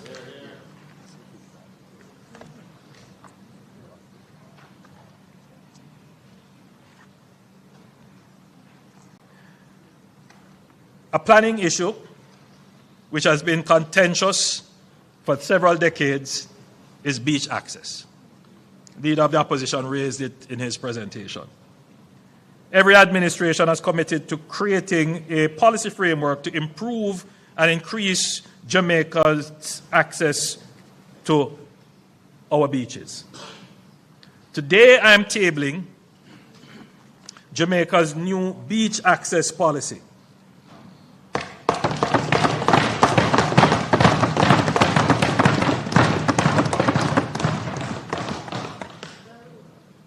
The Beach Control Act of 1956 and its amendments in 1973 did not adequately address beach access issues and will have to be replaced, and the new policy is the first step in that direction. The policy focuses on developing a modern, inclusive definition of a beach and definition of the foreshore, backshore, and water shelf, outlining how the government will improve access, outlining the required legislative amendments, and outlining changes to the consideration for new development approval. Madam Speaker, another element of the policy is developing a framework around investments in man-made or constructed beaches. At the time of the 1956 Act, man-made beaches were not contemplated. I mean, obviously man-made beaches have been around a long time, but it was contemplated as an endeavor in Jamaica. I think now we have to integrate that into a new framework of managing our beaches. So the policy, Madam Speaker, affirms government's commitment to ensuring that Jamaicans have access to their natural public assets in an orderly, safe, equitable, and sustainable way. Madam Speaker, we want to once and for all end any ambiguity, dispute, or any view that Jamaicans are being dispossessed and disconnected from accessing their beaches. Madam Speaker, last year, we signaled our intention to continue the journey from a minimum wage to a livable wage. And we indicated that the next step would be to increase the minimum wage to $18,500. However, in the aftermath of Hurricane Melissa, many of our businesses are rebuilding, many households are still recovering, and the economy is now navigating yet again another external shock in terms of energy prices and shipping costs. In this context, the government believes it is important to strike the right balance by continuing to improve earnings of workers while recognizing the realities employers face. We therefore propose a measured increase in the minimum wage from $16,000 to $17,000 effective July 1, 2026. This does not represent a departure from our long-term policy objective. The government remains committed to transition from a minimum wage to a livable wage, and as economic conditions stabilize, we will continue the phased increase necessary to realize that vision of the Jamaican worker. So, Madam Speaker, July 1, 2026, the minimum wage will move from $16,000 to $17,000. We continue to make the investment in lifting wage levels because ultimately we are going to have to address the productivity issue. Madam Speaker, we are not a nation that has had it easy. We are a people forged in the fire of history, shaped by struggle and suffering. We know in our bones, in our blood, in the memory carried across generations, what it is to be tested, Slavery could not break us. Colonialism could not diminish us. Poverty could not extinguish us. Debt could not define us. COVID could not stop us. Hurricane Gilbert could not silence us. And Hurricane Melissa, the most powerful storm this earth is capable of producing, could not and did not defeat us. Beyond any doubt, we have proven resilience as a nation. But resilience, Madam Speaker, is not our destination. Our test now is the harder one, the test of whether we have the vision to see in the rubble of what was the foundation of what can be. The test of whether we are bold enough, disciplined enough, and united enough to take everything we have endured and turn it into everything we deserve. To not merely survive, but to soar, to thrive, to move deliberately, decisively, and together from resilience to resurgence. Madam Speaker, I believe we are equal to that task. I know that we are equal to that test. I believe it because from the farmer I met in Westmoreland, standing in a field, stripped bare by Melissa, he is already talking about how he is going to prepare for his next harvest. I believe it because of the mother who cleared rubble with her hands so that her children would have somewhere to sleep, not waiting to be rescued, not surrendering to despair, simply doing what Jamaican mothers have done across every generation of our history. I believe it because the young entrepreneur who lost everything, but who is ready to start again. These are not exceptional Jamaicans, they are the typical Jamaicans. And that is the most powerful thing I can say about this country. Jamaica's greatness has never been in our size or our resources. It has always been in our people. The fastest humans on earth are ours. The most recognized music in the world is ours. The most resilient spirit in the world is ours. Madam Speaker,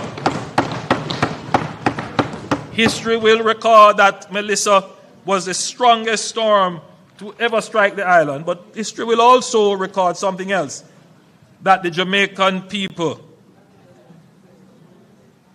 that the people of Jamaica were stronger than the storm of Melissa. We have proven that we can withstand. Now it is time to show the world that we can build. A Jamaica where every Jamaican in every parish, in every town, in every community on this beloved island can look at their country and say with pride and with certainty, this place was built for me and by me. And I was built for this place.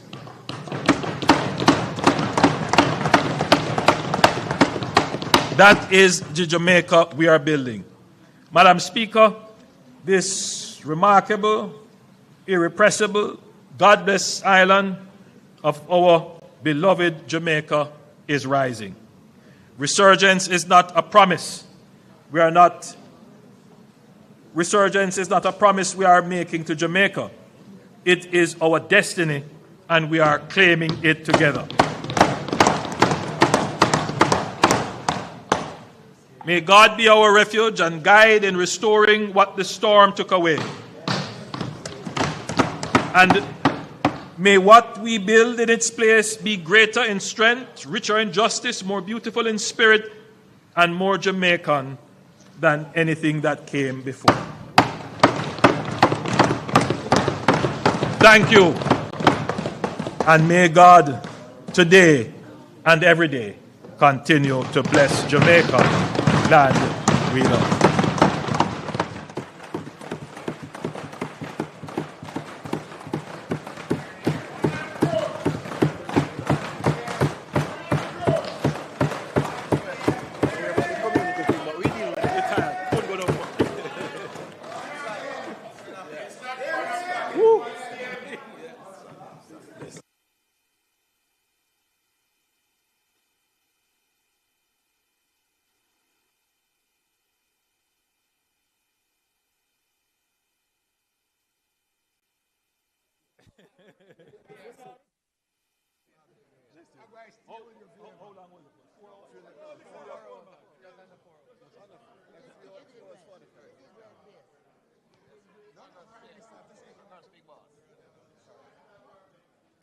Just let you know, excellent presentation. Heart is also training senior citizens in digital tech. Okay, all right. One of them is here.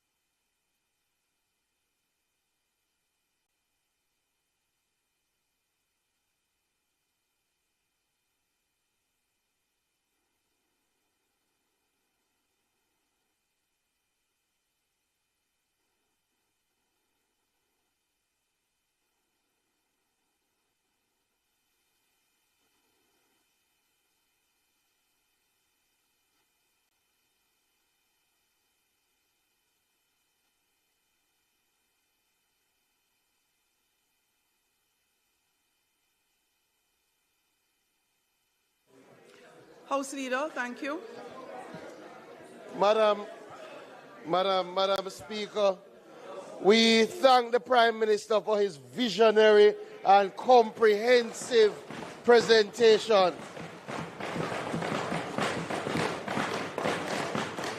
Reminding us, Madam Speaker, that we are in safe hands as we chart the course forward. Madam Speaker, we do have some matters to treat with before we leave, in keeping with the Prime Minister's presentation. So I ask for the recommittal of I ask for the suspension of the debate and the recommittal of announcements and notices of motions.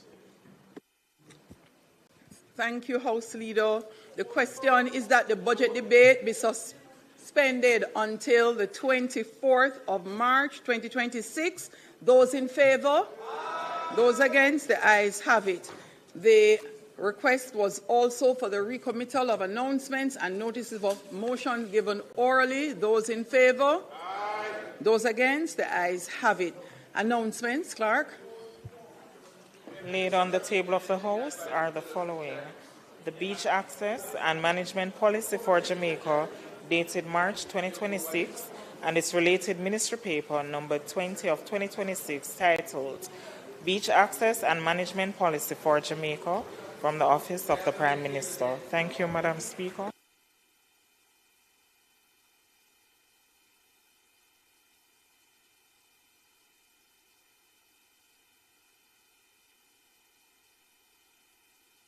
Notices of motions given orally. Prime Minister.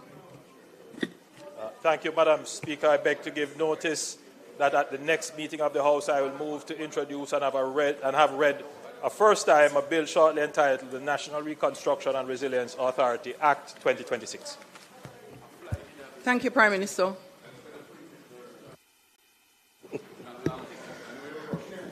Madam Speaker, it is not intended to do any further business today.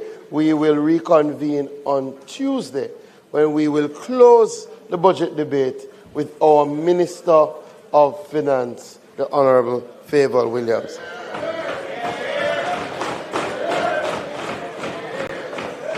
As such, I move for Parliament to be adjourned until Tuesday, March 24,